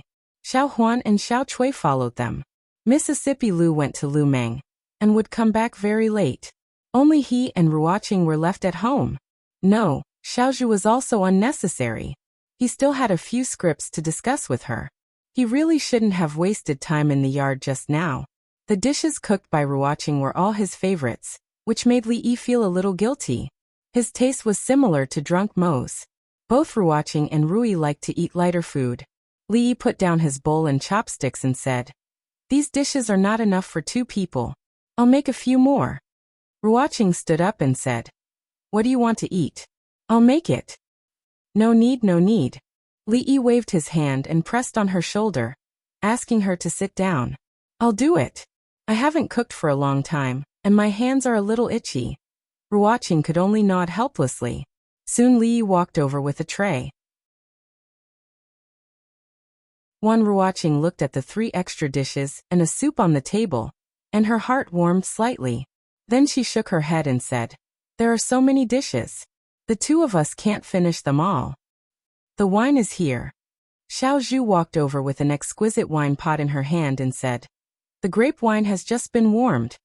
Ruoqing looked at her and said, Yuzhu, go to the kitchen and get a set of chopsticks. Come and eat too. Xiaozhu looked at the delicious dishes on the table and secretly swallowed her saliva. She shook her head firmly and said, It's okay. I'm not hungry. You guys eat. After saying that, she turned and ran away quickly. Li felt that all the maids he had met were very cute. Xiao Huan was like this, Xiao Chui was like this, and Xiaozhu was also like this. It seemed that he had to care more about them in the future. Such good girls, come eat more of this. Have you noticed that you've lost weight recently? Li first put a lot of dishes in her bowl, and then he started eating himself. At the door of the kitchen, Xiaozhu held a cold steamed bun in her hands. She fiercely took a bite and stared in a certain direction. Everyone outside is saying that Crown Prince Li Xian was the legitimate prince back then. Ruoqing suddenly raised her head and said while eating. Li nodded and said, "Yes, they're right. But I should call him Crown Prince Li Xian now. They also say that you and the Crown Prince and Princess are the three heroes of the capital. It's because of you that the Jing Kingdom has today. That's all nonsense. You can't take it seriously. You can't take it seriously." Ruoqing smiled and said, "In the future, the Crown Prince will supervise the country and the Princess will assist him. What about you? What are your plans?" Li thought for a moment and said, "I don't have any plans. But when that time comes, I won't have to go through so much trouble. I can live a stable life with you for a long time." The words "with you guys" made Ruoqing's face turn slightly red. Wasn't what she yearned for? Wasn't it a peaceful and stable life? Over the past few days, she had turned around to be her best friend, and turned around to be the person she loved the most. This was already the most stable and comfortable life she could imagine in her entire life. But why did she have to do all those things? She suddenly lowered her head, bit her lower lip, and said, "I have a question to ask you." Li put down his chopsticks and looked at her seriously. Ruoqing was not drunk in mo, nor was she Rui. She did not have so many tricks and thoughts. If she said she had a question to ask him, then there really was a question. She looked into Li Yi's eyes and asked, "What if someone wants to take drunken mo away and not let you live a stable life?" "Whoever wants to take drunken mo, I will break his legs and sink him into the lake of the school of mathematics." What if their power is very strong? "Then I will break all their legs and sink them into the lake of the school of mathematics. If one lake is not enough, I will dig another in the Academy of Sciences next door. If it is not enough, there is also the Women's College next door. What if that person is Crown Prince Li Xian?" Li looked at her in surprise, and then said, "Why does Li Xian want to take drunken mo? Although he is the Crown Prince, believe it or not, I can still beat him until even his father can't recognize him." Ruoqing was silent. Li looked at her and asked, "Why, you don't believe me?" Ruoqing smiled, looked up at him and said, "I believe you." It was not that she didn't believe him, but because she believed him too much. She believed that he could sweep away all the obstacles he encountered. She believed that he had such an ability. She believed that he could do anything for drunken mo, just as she believed that he could do these things for her. Even if they were facing the entire imperial court, the entire world. It was precisely because she believed that she could not let him do that. Li looked at her clenched fists, and a trace of worry appeared on his face. He asked, "What's wrong with you?" "I'm fine." Ruoqing smiled and said, "It's a pity that drunken mo is not here." If she heard these words, she would be very happy. Today, Ruoqing was a little strange. Usually she would not say such strange things. Li Yi could see that she had something on her mind, but since she did not say it, it was useless for him to ask, so he simply did not ask.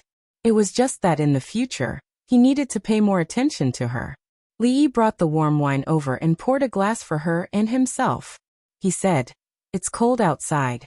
Drink a glass of wine to warm up your body. This is grape wine, so it won't be intoxicating." Ruoqing nodded and raised the glass. Li Yi clinked glasses with her and drank the grape wine in the glass in one gulp. Then he looked at the wine glass in his hand and said doubtfully, "The grape wine today tastes a little strange, but it's quite delicious." Ruoqing only took a shallow sip and did not notice anything. She said, "Maybe it's because it's been warmed." Li Yi nodded and filled his glass again. He had not realized before that after the grape wine was warmed, the taste was even more mellow. In the future, he could drink it warmly. In the kitchen, Xiaozhu finished eating the cold steamed bun, and poured half a bottle of grape wine into half a jar of strong wine. She dipped her chopsticks and put it in her mouth, then smacked her lips. Half a bottle of grape wine, and half a jar of strong wine tasted quite good. It not only retained the sweet taste of the grape wine, but also made the wine not so strong. This was not a strong wine that intoxicated people, but it was an intoxicating grape wine. In addition, it was not the wine that intoxicated people, but the heart that intoxicated them. There was only so much she could do for them.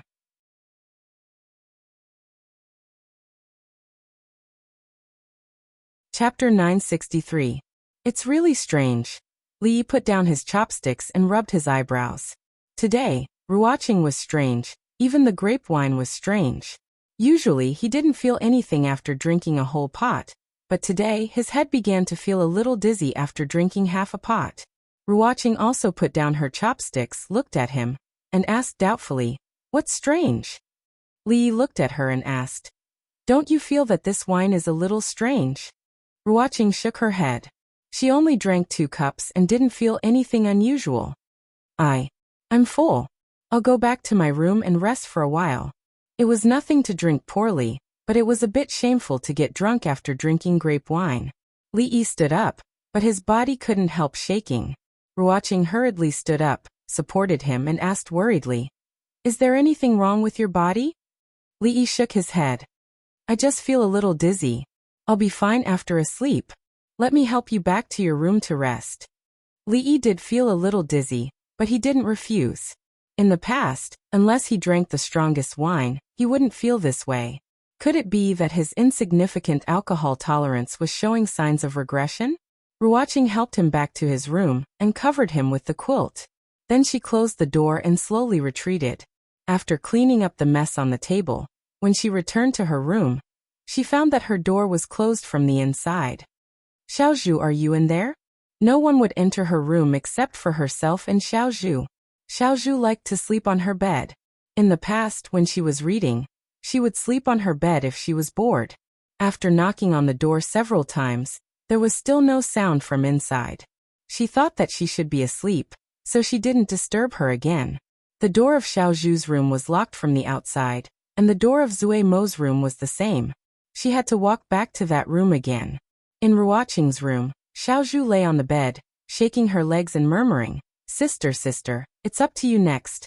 In Li Yi's room, Ruoqing covered the quilt that had been kicked aside by him and slowly sat down on the bed. She lowered her head to look at this extremely familiar face, and her gaze did not shift for a long time. At the entrance of the mansion, the 2 servants of the Li family bowed and said, "Second Mississippi." Mississippi Lu walked into the courtyard and went straight to the kitchen. This was a separate kitchen in the courtyard. As usual, she found warm food. There were dishes and wine. She curled her lips. He didn't even know how much he could hold his liquor, yet he drank such a strong liquor. She picked it up and weighed it in her hand. There was only half of it left, enough for him to sleep until tomorrow morning. He picked up his chopsticks and picked up a few mouthfuls of food. Then he picked up the wine jar and took a gulp. His brows furrowed as he looked at the wine jar in his hand, deep in thought. It wasn't hard liquor. It tasted like grape wine, but not entirely.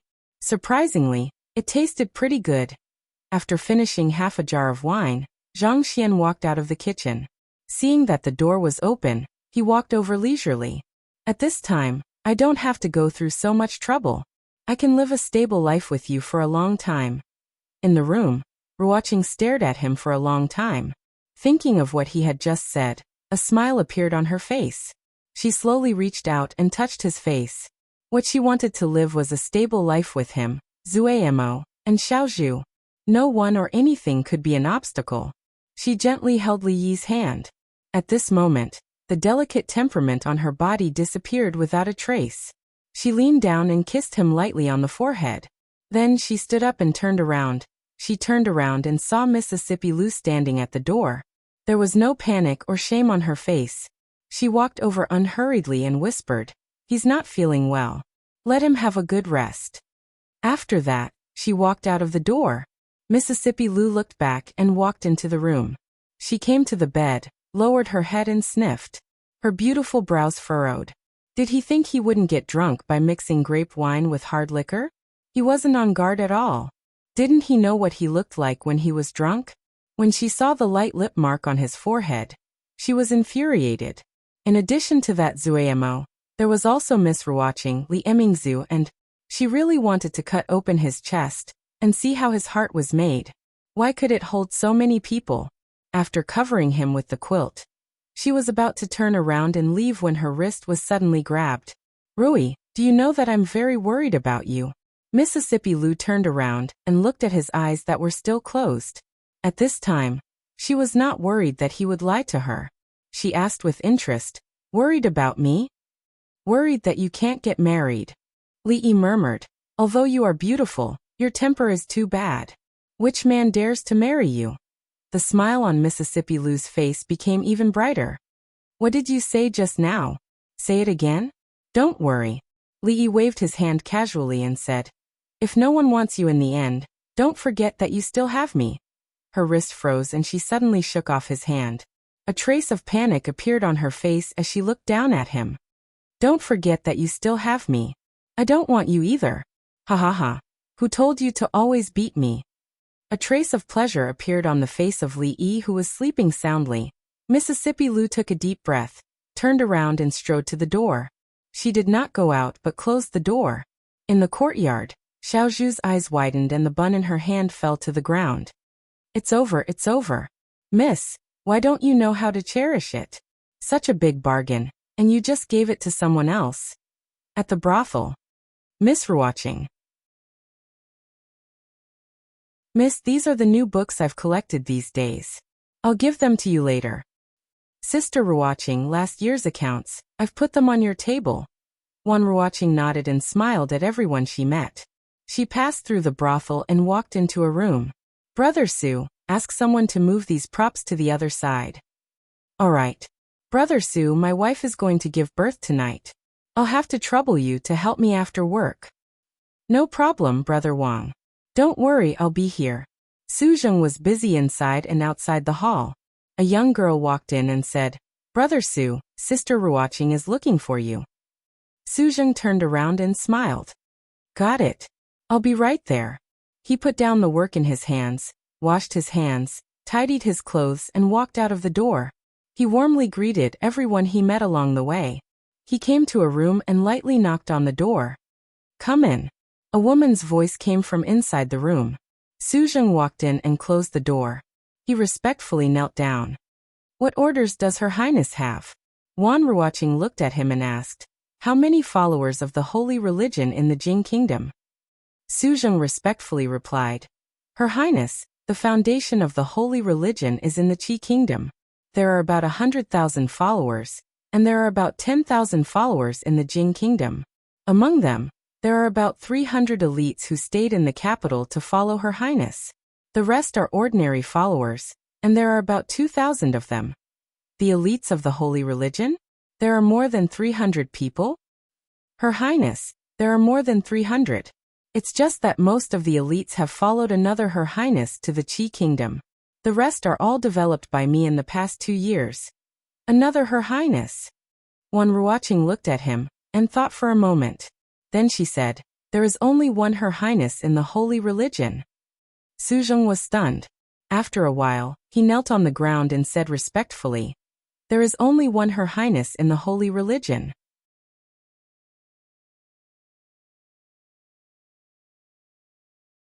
Chapter 964.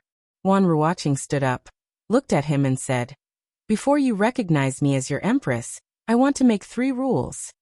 Su Zheng said respectfully, Your Highness, please instruct us. First, all the followers of the holy religion are not allowed to kill or do evil. Without any hesitation, Su Zheng nodded and said, I will definitely pass on Her Highness' teachings to every disciple. Second, you are not allowed to call me empress in public. Su Zheng nodded.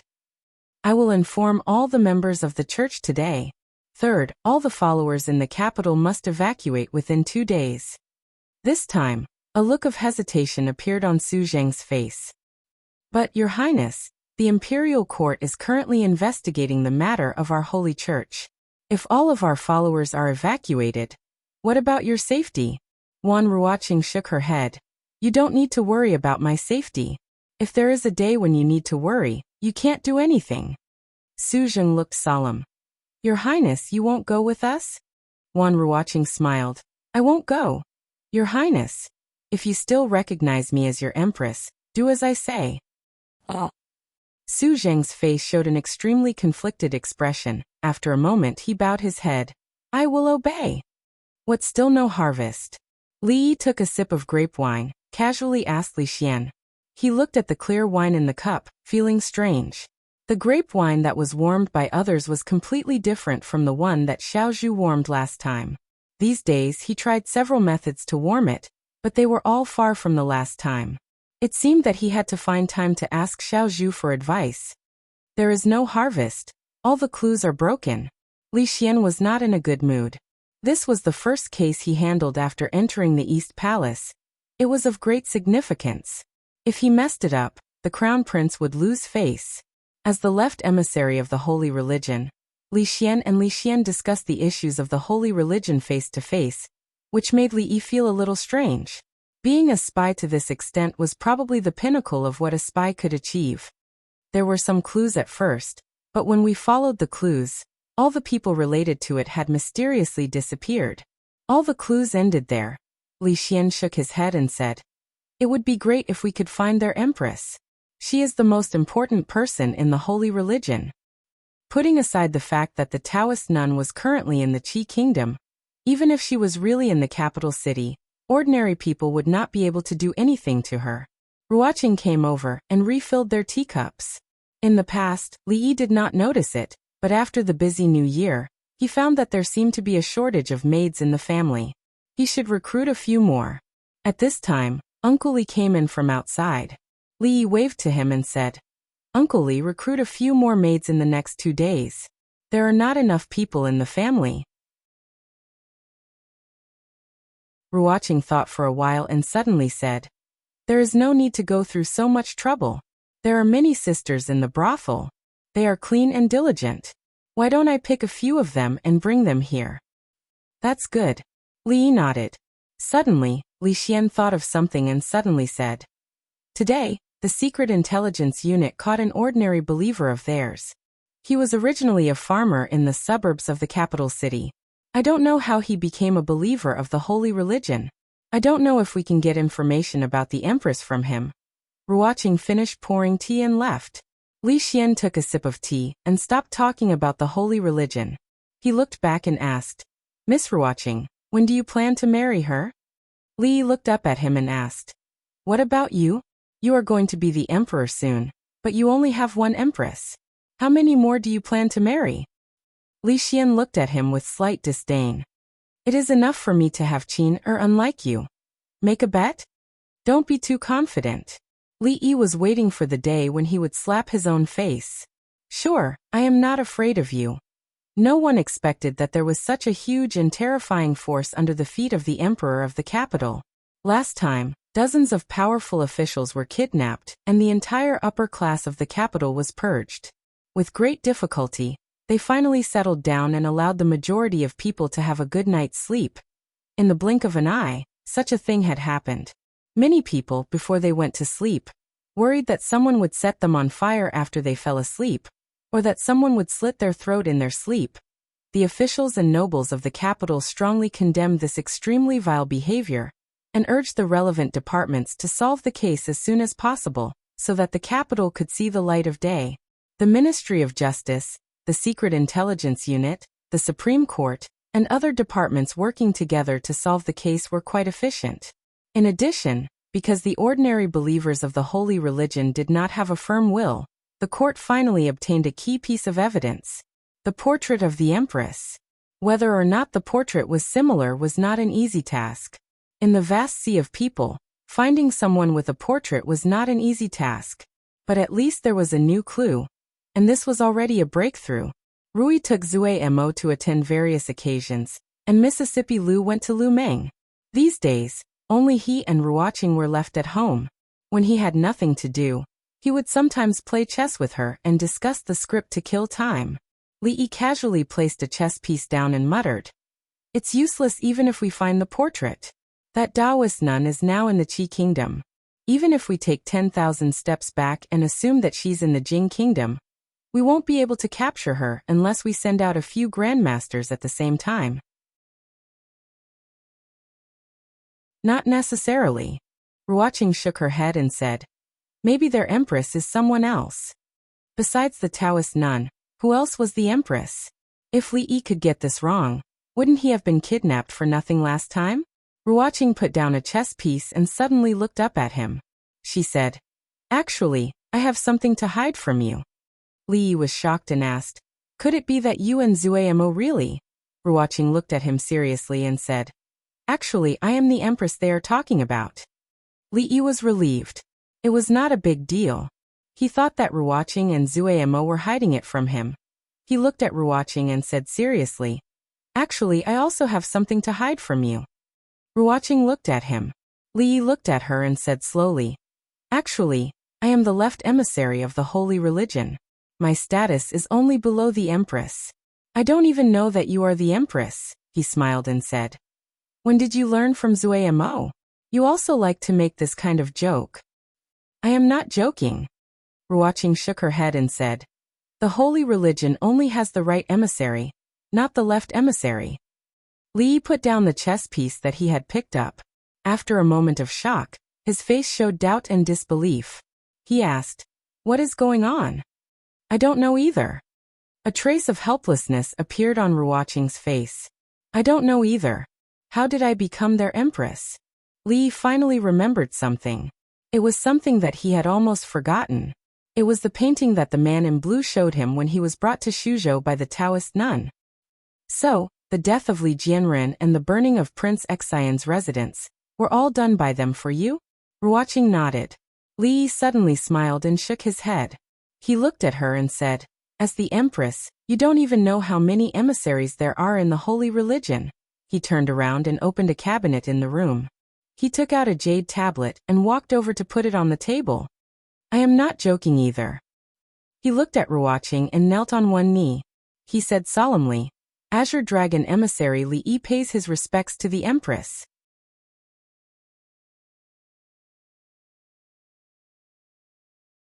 Chapter 965. The holy religion only had the right emissary, the white tiger emissary. Although the left emissary, the Azure Dragon emissary had a name, there was no such person. This was what Su Zheng told her when he introduced her to the matters of the holy religion. He also told her how to identify the emissaries of the holy religion. She picked up the jade token and looked at it. There were words on the front and a picture of the Azure Dragon on the back. There was a small dent in the middle. This was undoubtedly the token of the Azure Dragon emissary of the holy religion. In other words, he did not lie to her. He really was the Azure Dragon emissary. Before he knew that she was the empress, he was already the Azure Dragon emissary. She suddenly felt wronged. When she was the happiest and happiest, she inexplicably became the empress of the holy religion. She inexplicably became the wanted criminal of the imperial court. She inexplicably became the main culprit who might implicate him and disrupt their lives. These days she did not sleep at all. In these days, she made many important decisions in her life. She changed so much that she could not even recognize herself. Because she did not know that she was not the only empress in the family. The Azure Dragon emissary of the holy religion was also by his side. Why didn't he say so earlier? If she knew that he was the same as her, how could these few days have happened? But the next moment, her heart was filled with joy and happiness. So he was the same as her. They were the same. She was not alone. Looking at Ruoqing, who was stunned and had a complicated expression, Li Yi waved his hand in front of her eyes. Ruoqing, empress. Ruoqing suddenly looked up at him and said, I want to bite you. Ah. Li Yi was stunned. At this time, Ruoqing had already stood up and walked over. She grabbed his arm and bit down. She did not bite hard, but it was not light either. After a while she let go. 2 rows of shallow teeth marks appeared on Li Yi's arm. This was not fair. Although he did not tell Ruoqing that he was the Blue Dragon envoy, Ruoqing did not tell him that she was the empress. Why was she the one who bit him? Forget it, I'll get my revenge later. Let's forget about it for now. We're on the same side anyway. It doesn't matter if he bites my arm or any other place. Li Yi stretched out his other hand and said, Have you calmed down? Do you want another bite? I can't stay here anymore. This was the first time she had done this to Li Yi. She blushed and lowered her head. No. Li Yi shook his head without any hesitation. Let me finish first. Ruoqing looked at him and said, they have already got my portrait and should recognize me soon. At that time, you and Zuma will not be able to get away from it. Even if His Highness the Crown Prince and the Princess believe you, there are still the civil and military officials in the court, and the nobles in the capital. So I must leave. Li Yi smiled and said, you know, the civil and military officials in the court and the nobles in the capital. I don't care about these things. I care. Ruoqing looked at him and said seriously, believe me, I can handle this matter. How do you want me to believe you? Li Yi sighed and said, if you run far away, where can I find you? Ruoqing shook her head and said, I won't run far. How can I believe you won't run far? Li Yi shook his head. With his previous understanding of Ruoqing, in order not to affect him, she would definitely run far away. Although he was a little surprised that she told him this time, it was better to be safe than sorry. Ruoqing suddenly took a step forward and gently hugged him. She put her cheek on his chest and whispered, because I like you. How can I bear to leave you? Li Yi's mouth opened slightly and he was stunned in place. Was this a confession? Not counting that Tsundra Loli, this was the first time in his 2 lives that a member of the opposite sex had taken the initiative to confess. But how could this person be Ruoqing? Shouldn't this kind of trick be used by the domineering female alliance leader, or the domineering empress? Could it be that Ruoqing had successfully evolved from a passive, accepting daughter of a humble family to a domineering queen who took the initiative to attack? Li Yi reached out and hugged her. He felt an indescribable pain in his heart. Just what kind of mental journey had she experienced in these past few days for her to change so much? There was no response for a long time. Ruoqing raised her head and a trace of panic appeared in her eyes. She whispered, why aren't you saying anything? Li Yi lowered his head to look at her and said, you've said all the things I should have said. What do you want me to say? Hugged. Outside the room, a figure hiding in the bushes clenched the binoculars in his hands and whispered, kiss, yeah. Success. Li Yi suddenly realized something. The Empress of the Holy Religion was actually Ruoqing. Together with his Blue Dragon ambassador, this holy religion belonged to his family. Ruoqing was a queen, and so was the Taoist nun. It could be considered a tie. The White Tiger ambassador was 1 level lower than him, and his side was slightly better. In this case, why did most of the followers of the holy religion listen to them? This was a bit too much. No one could rob the Li family's things, not even a guru. What belonged to him had to be taken back sooner or later. Su had coveted the Taoist nun for a long time. Judging from the frequency of his second granduncle's abuse, the next time they fought, he would definitely be able to easily teach the Taoist nun a lesson. At that time, wouldn't the great holy religion be at his fingertips? As for what he would do after he got it, that would be a matter for him after he got it. With so many people, it would be convenient to start a rebellion. Of course, the Qi kingdom was too far away from here, so this matter could be discussed later. The most important thing now was that Ruoqing's identity as the Empress was about to be exposed. If he really protected her at the risk of being condemned by the whole world, although it seemed very domineering, it was not the best way. The most important thing was that Ruoqing would not allow him to do that. Li Yi had always trusted her, and this time was no exception. Only now did he realize that this was what she had been worried about these days. He should have asked her earlier. It was not a big deal, and it was a good thing. If it were not for Ruoqing's sudden success in evolution, he would have almost made a fool of himself. Husband, come and carry Dwainer. I want to change my clothes. Rui walked in with Li Duan in her arms and said to him. Li Yi reached out and took Li Duan, who was wearing thick clothes. Rui suddenly looked at his arm in surprise and asked, what's wrong with your arm, husband? Who bit you? Li Yi looked down and said, I bit it when I was bored. Rui looked at the row of shallow teeth marks and asked suspiciously, you bit yourself? I really did bite myself. Li Yi picked up Li Duan with one hand and bit his other arm. He said, like this, the matter of holy religion was not over yet, so it was better not to complicate things at this time. Li walked out of the door and rubbed his arm. When he bit just now, he had used a little too much force. The second young lady of the Liu clan brushed past him, and then turned her head back. She grabbed his arm and asked, "What is this?" Her eyes inadvertently fell on his other arm. She looked at him and asked, "What is this?" Li looked at the teeth marks on his arms, and then looked at Mississippi Liu. He said, "You have all been out these days. I was bored at home, so I bit myself. Does it look good?" Mississippi Liu thought for a moment, and pointed at the arm that Ruoqing had bitten. She said, "Bite another one for me to see. It's just beside this one. This way, my arms will not be symmetrical." "How ugly." Li shook his head and looked at her. He asked tentatively, "How about I try on your arm?"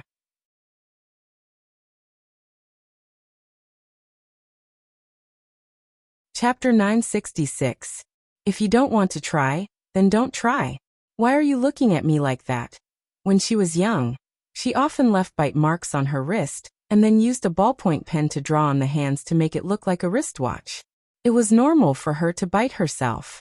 Ignoring the second miss, he walked back to his room and saw Xiaozhu and Xiao Chui playing in the yard. Li stopped. After some thought, he waved her over. "Xiaozhu, come here. I want to ask you something." A government office somewhere in the capital. Several officials in charge of the holy religion case were gathered together. They looked at a portrait spread on the table, frowning. Li Xian walked in from outside.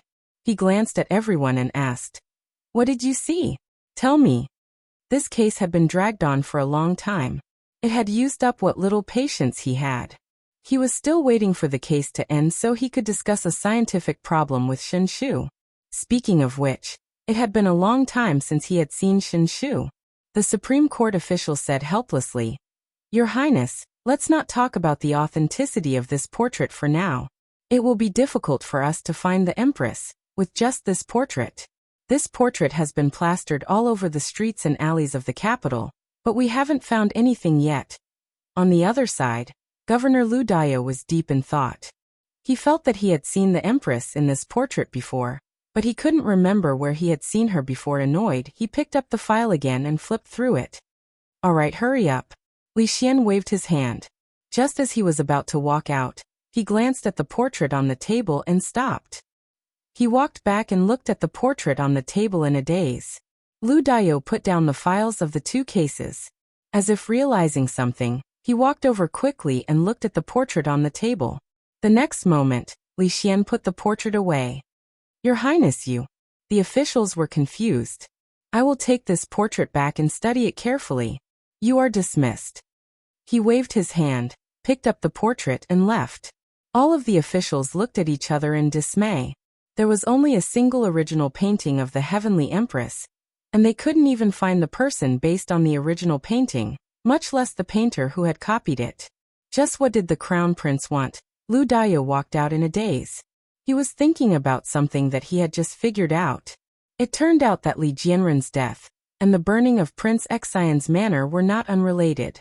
Li Jianren wanted to harm Miss Ruoqing, so the people of holy religion sent him straight to hell. Prince Xian burned down Miss Ruoqing's residence. Therefore, his Prince Xian manor was also burned down by the people from the holy religion. These two seemingly unrelated cases were closely linked because of one person. Only Miss Ruoqing was the Empress. How was this possible? Li took a sip of wine and decided to promote Xiaozhu to be his personal wine warmer in the future. The grape wine that she warmed tasted different from others. It was at this moment that the slightly absent-minded Li Xian walked in from outside. Li Yi poured him a cup of wine and said, "What's wrong? Isn't Emingzu the one handling the matters of the court? Why do you look so glum?" After Li Xian sat down, he sighed and handed the portrait to him. Li opened the portrait and stood up abruptly, glaring at him and saying loudly, "Speak. Why is Ruoqing's portrait with you? You already have the Crown Prince's consort and Shen Shu. Could it be that you still have designs on her? Are you still human?" The drawing skills of this portrait were not very good, and ordinary people might not be able to recognize it. However, how could he not recognize it after spending so much time with Ruoqing? "Shen Shu." Li Xian was startled. That's not important. Li Yi waved his hand. Why do you have Ruoqing's portrait? Li Xian shook his head and looked at him, saying, This portrait is of the Empress of the Holy Religion. Li Yi looked at the portrait again and asked, Did you take the wrong one? There are people who look so similar in this world. At this moment, Feng hurriedly ran in from outside and said anxiously, Son-in-law, bad news. Miss Ruoqing has disappeared. Li Yi was startled. Although Ruoqing did not tell him her plan, he did not need to worry about Ruoqing leaving. Pretending to be surprised, he asked, What happened? The people who were protecting Miss Ruoqing were all knocked unconscious. When they woke up, Miss Ruoqing had disappeared. Feng anxiously said, Son-in-law, don't worry, I have already sent people to look for her. Li, bad news. Xiao Zhu frantically ran out from Ruoqing's room and handed a letter to Li Yi. Wiping away her tears, she said with a sobbing voice, Miss has left. Li Yi opened the letter. In the letter, she explained in detail how she became the Empress. Although this was not her original intention, in order to not implicate him and the Li family, the best way was for her to leave. Li Yi put down the letter and slowly sat down. After Li Xian looked over, his complexion changed. He shook his head and said, I didn't know. If I knew, I wouldn't have let them investigate. Xiao Zhu hugged Li Yi's arm and said with a sobbing voice, Li, what do we do? What do we do now?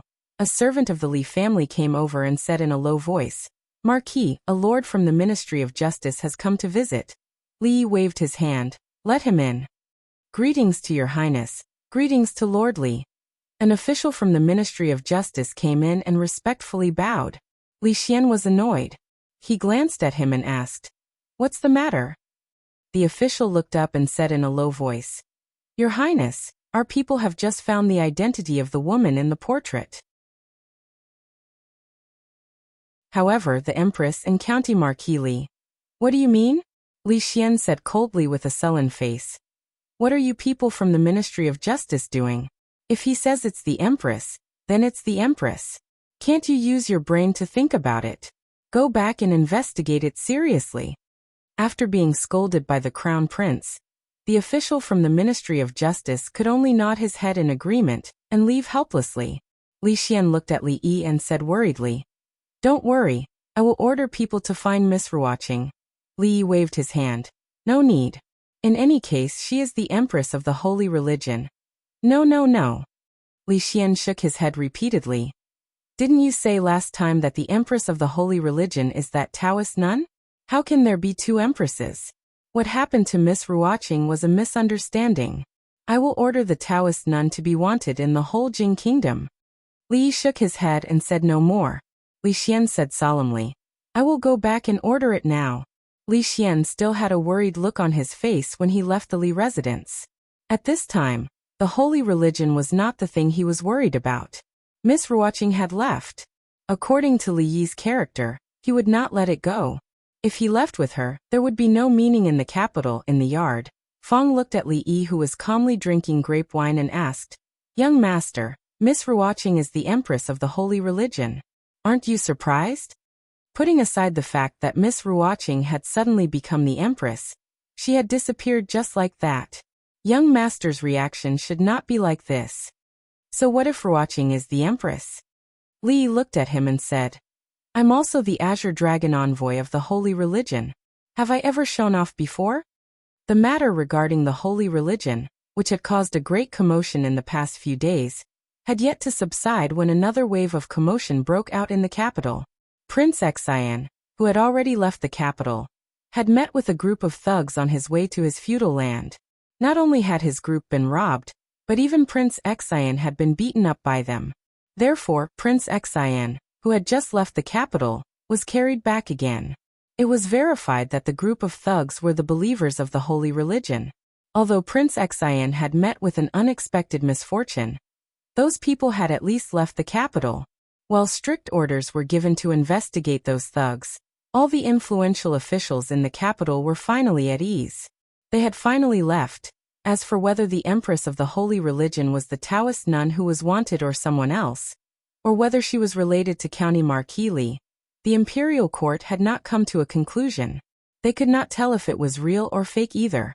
However, since the crown prince and the princess did not care, they could not say anything else. It was fine as long as they were no longer threatened by those people in the future. Although the Ministry of Justice and the other government offices had investigated some things, they were unable to verify that the lady had disappeared from the capital. The crown prince had the intention to close the case, and had even given them a death order. To them, this was also a good thing. Who would dare to go to County Marquis Lee's place to investigate the case? Lee Manor. Drunken Emo looked at Lee E and asked with a burning gaze, "Where on earth did Sister Ruoching go?" Lee shook his head and said, "I really don't know. A few days ago, her portrait was pasted all over the capital. She definitely can't appear now. You must know something." Drunken Mo's expression was one of disbelief. She shook her head and said, "If Sister Ruoching really went missing, you'll go crazy from anxiety. How would you be in the mood to drink grape wine here? Look into my sincere eyes." Lee held her face and looked at her, saying, "I'm not lying to you. I really don't know where she is." Drunken Emo pushed his hand away, feeling less nervous. Although she was still very curious as to why Sister Ruoching had become the Empress, what was more important was that she was safe and sound. It was because if something were to really happen to her, a certain someone would be much more anxious than her. Lee saw Uncle Lee walking past in a hurry and asked, "Uncle Lee, where are you going?" Caretaker Lee came back and stood at the door saying, "Didn't young master say that there's a lack of manpower at home, and that you need to pick a few more maids?" Miss Ruoching picked a few from the brothel. "Now that they're all here, I'll go take a look." That you're tuning in to the Lee May's Sword of Destiny YouTube channel. We're so grateful for your support, and don't forget to subscribe to join us on this incredible journey through captivating stories. Your generosity through donations truly makes a world of difference, as it's the primary source of revenue that allows me to expand and enhance this channel for you. Thank you from the bottom of my heart for being a part of this adventure.